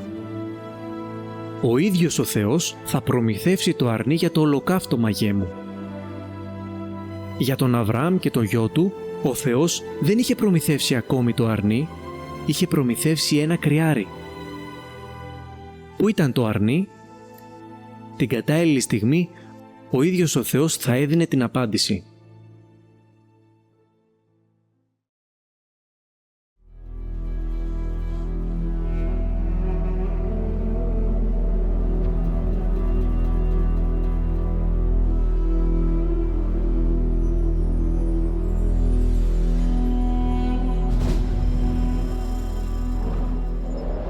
Θυμάστε τις δύο μεγάλες υποσχέσεις που είχε δώσει ο Κύριος στον Αβραάμ? Πρώτα ο Θεός είχε πει «Θα κάνω από εσένα μεγάλο έθνος». Ο Θεός τήρησε το λόγο του. Ο Αβραάμ απέκτησε τον Ισαάκ, ο Ισαάκ απέκτησε τον Ιακώβ και ο Ιακώβ απέκτησε 12 γιους, των οποίων οι οικογένειες έγιναν οι 12 φυλές του Ισραήλ. Ο Θεός είπε επίσης «Όλοι οι λαοί της γης θα ευλογηθούν μέσω εσένα». Ο Θεός τήρησε και αυτό το μέρος της υπόσχεσής του. Δουλεύοντας με αυτό το έθνος, ο Θεός ήθελε να δείξει σε όλους τους ανθρώπους της γης πώς είναι και πώς μπορούν να έρθουν σε Αυτόν. Όποτε ο Θεός προστάτευε αυτό το έθνος, προστάτευε τα σχέδιά Του να ευλογήσει εσένα και εμένα, γιατί από αυτό το έθνος θα προέρχονταν οι προφήτες, οι Άγιες Γραφές και ο Σωτήρας. Το μυστικό σχέδιο του Θεού προχωρούσε. Γύρω στο 1500 π.Χ. ο Θεός κάλεσε τον Μωυσή, έναν απόγονο του Αβραάμ, να είναι ο προφήτης του. Ο Μωυσής έγραψε τα πρώτα 5 βιβλία της βίβλου. Ο Θεός επίσης τον χρησιμοποίησε για να οδηγήσει τα 3 εκατομμύρια απογόνων του Αβραάμ μακριά από 4 αιώνες σκλαβιάς. Ο ίδιος ο Θεός τους οδήγησε μέσα από την εχθρική έρημο με μία στήλη νεφέλης κατά τη διάρκεια της ημέρας και με μία στήλη φωτιάς τη νύχτα. Άνοιξε ένα μονοπάτι διαφυγής για αυτούς στην ερυθρά θάλασσα. Τους έδωσε ψωμί από τον ουρανό και νερό από έναν βράχο και τους έφερε στο όρο Σινά. Εκεί ο Θεός είπε στον λαό «Θα είστε για μένα βασιλεία και Άγιο έθνος». Ο Θεός ήθελε αυτό το έθνος να είναι Άγιο, να ξεχωρίζει για Αυτόν και από τα έθνη γύρω Του. Αλλά ο λαός δεν κατάλαβε τι σημαίνει να είναι Άγιος. Δεν έβλεπαν τους εαυτούς τους ως αβοήθητους αμαρτωλούς. Νόμιζαν ότι θα μπορούσαν να κερδίσουν την εύνοια του Θεού. Για να τους διδάξει ένα μάθημα για τον φλογερό θυμό Του ενάντια στην αμαρτία, ο Κύριος κατέβηκε με μια συγκλονιστική επίδειξη φλεγόμενης φωτιάς. Το όρος Σινά ήταν καλυμμένο με καπνό, επειδή ο Κύριος κατέβηκε πάνω του με φωτιά. Ολόκληρο το βουνό έτρεμε βίαια και ο ήχος της σάλπιγγας γινόταν όλο και πιο δυνατό. Τότε μίλησε ο Μωυσής και η φωνή του Θεού του απάντησε. Ο Θεός είχε δώσει στον Αδάμ ένα κανόνα. Επρόκειτο να δώσει σε αυτό το έθνος 10.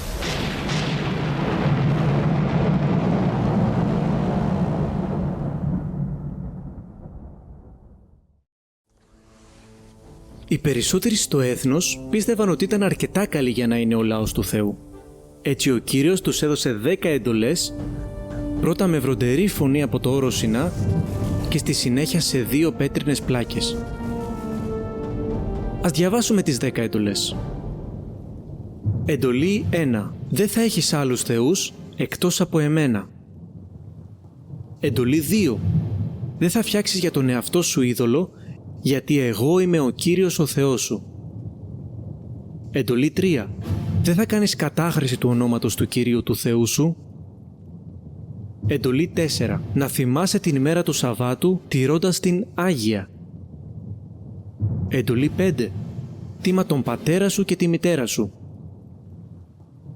Εντολή 6. Δεν θα φωνεύσεις. Εντολή 7. Δεν θα μοιχεύσεις. Εντολή 8. Δεν θα κλέψεις. Εντολή 9.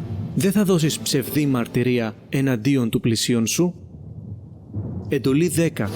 Δεν θα επιθυμήσεις τη γυναίκα του πλησίον σου, ούτε οτιδήποτε ανήκει στον πλησίον σου.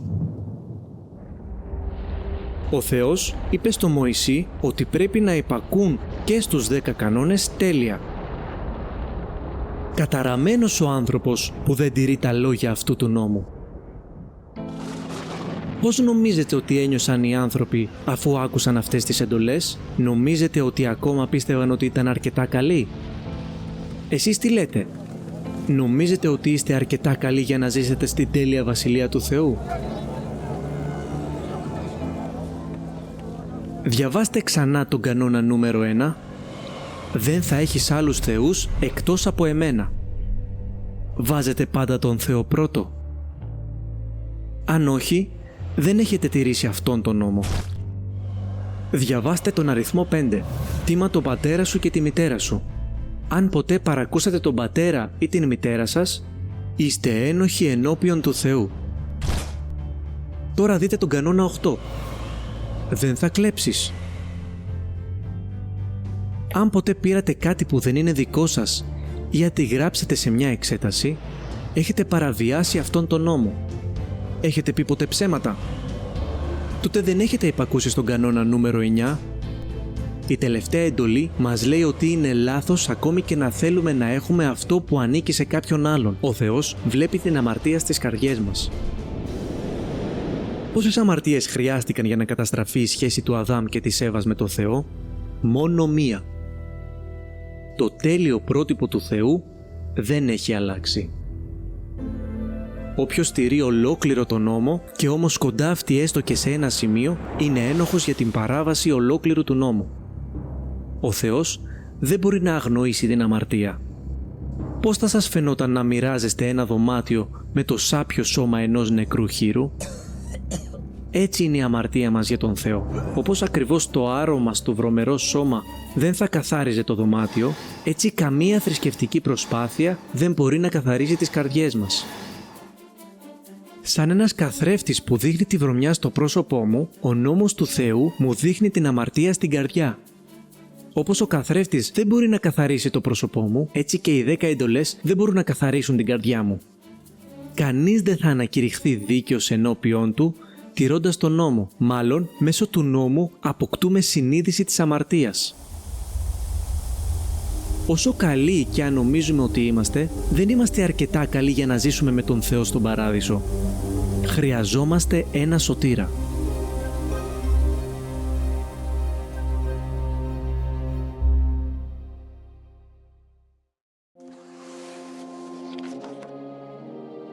Οι 10 εντολές έδωσαν στο νέο έθνος ένα σαφές πρότυπο για το σωστό και το λάθος. Αλλά ο νόμος του Θεού έδειξε στο λαό ότι βρισκόταν σε μεγάλο πρόβλημα. Επειδή για τις αμαρτίες τους έπρεπε όλοι να πεθάνουν και να χωριστούν από το Θεό. Τα καλά νέα ήταν ότι ο Κύριος θα δεχόταν ακόμα και το χυμένο αίμα κάποιων ζώων για να καλύψει τις αμαρτίες τους. Και έτσι, ο Θεός είπε στον Μωυσή: «Φτιάξτε ένα θυσιαστήριο και θυσιάστε πάνω του τα ολοκαυτώματά σας». Βλέπετε το Μωυσή με το χέρι του στο κεφάλι του αρνιού? Βλέπετε τους ανθρώπους να απλώνουν τα χέρια τους προς το αρνί? Επειδή πιστεύουν στον Θεό και στον τρόπο συγχώρεσής Του, οι αμαρτίες τους επιβάλλονται στο αθώο αρνί. Το αρνί θα σφαζόταν στη συνέχεια στο θυσιαστήριο. Το χυμένο αίμα θα κάλυπτε τις αμαρτίες του λαού. Το σώμα του ζώου θα γινόταν στάχτη. Οι στάχτες θα έδειχναν στο λαό τι είχε κάνει ο Θεός με τις αμαρτίες τους. Συγχωρήθηκαν.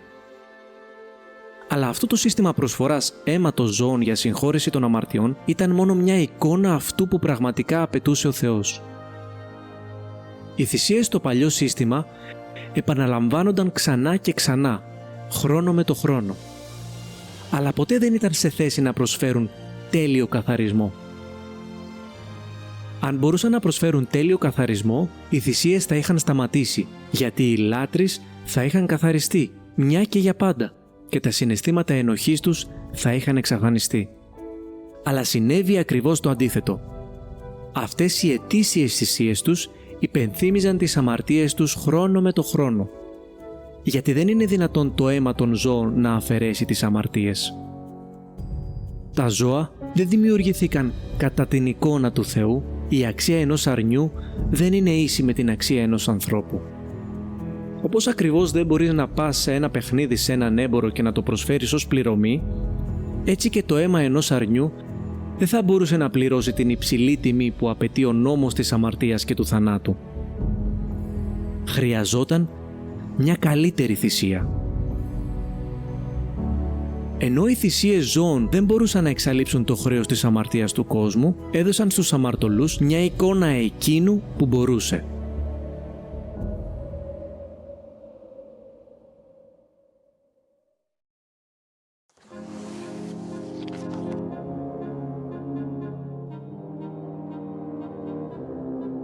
Καθώς ο καιρός για την άφιξη του σωτήρα πλησίαζε, ο Κύριος είπε στους προφήτες του να γράψουν πολλές προφητείες για αυτό τον Μεσσία βασιλιά. Ακολουθούν μερικές από αυτές τις αρχαίες υποσχέσεις. Η Παρθένος θα μείνει έγκυος και θα γεννήσει γιο, προφήτης Ισαΐας 7:14. Αλλά εσύ Βιθλεέμ, από εσένα θα προέλθει για μένα κάποιος που θα είναι άρχοντας, του οποίου η προέλευση είναι από την αρχαιότητα, από τους αρχαίους χρόνους, προφήτης Μιχαίας 5:2. Γιατί σε εμάς γεννήθηκε ένα παιδί, σε εμάς δόθηκε ένας γιος, θα ονομαστεί θαυμαστός, ισχυρός Θεός, άρχοντας ειρήνης, προφήτης Ισαΐας 9:6. Ο Θεός σου θα έρθει για να σε σώσει. Τότε θα ανοιχτούν τα μάτια των τυφλών και τα αυτιά των κοφών θα ανοίξουν. Τότε ο κουτσός θα πηδάει σαν ελάφι. Προφήτης Ισαΐας 35:4-6. Σαν αρνί οδηγήθηκε στη σφαγή. Προφήτης Ισαΐας 53:7. Τρύπησαν τα χέρια μου και τα πόδια μου. Προφήτης Δαβίδ, Ψαλμός 22:16. Ο υποσχεμένος σωτήρας ερχόταν. Αλλά πότε και ποιος θα ήταν? Πώς θα εκπληρώνονταν αυτές οι προφητείες?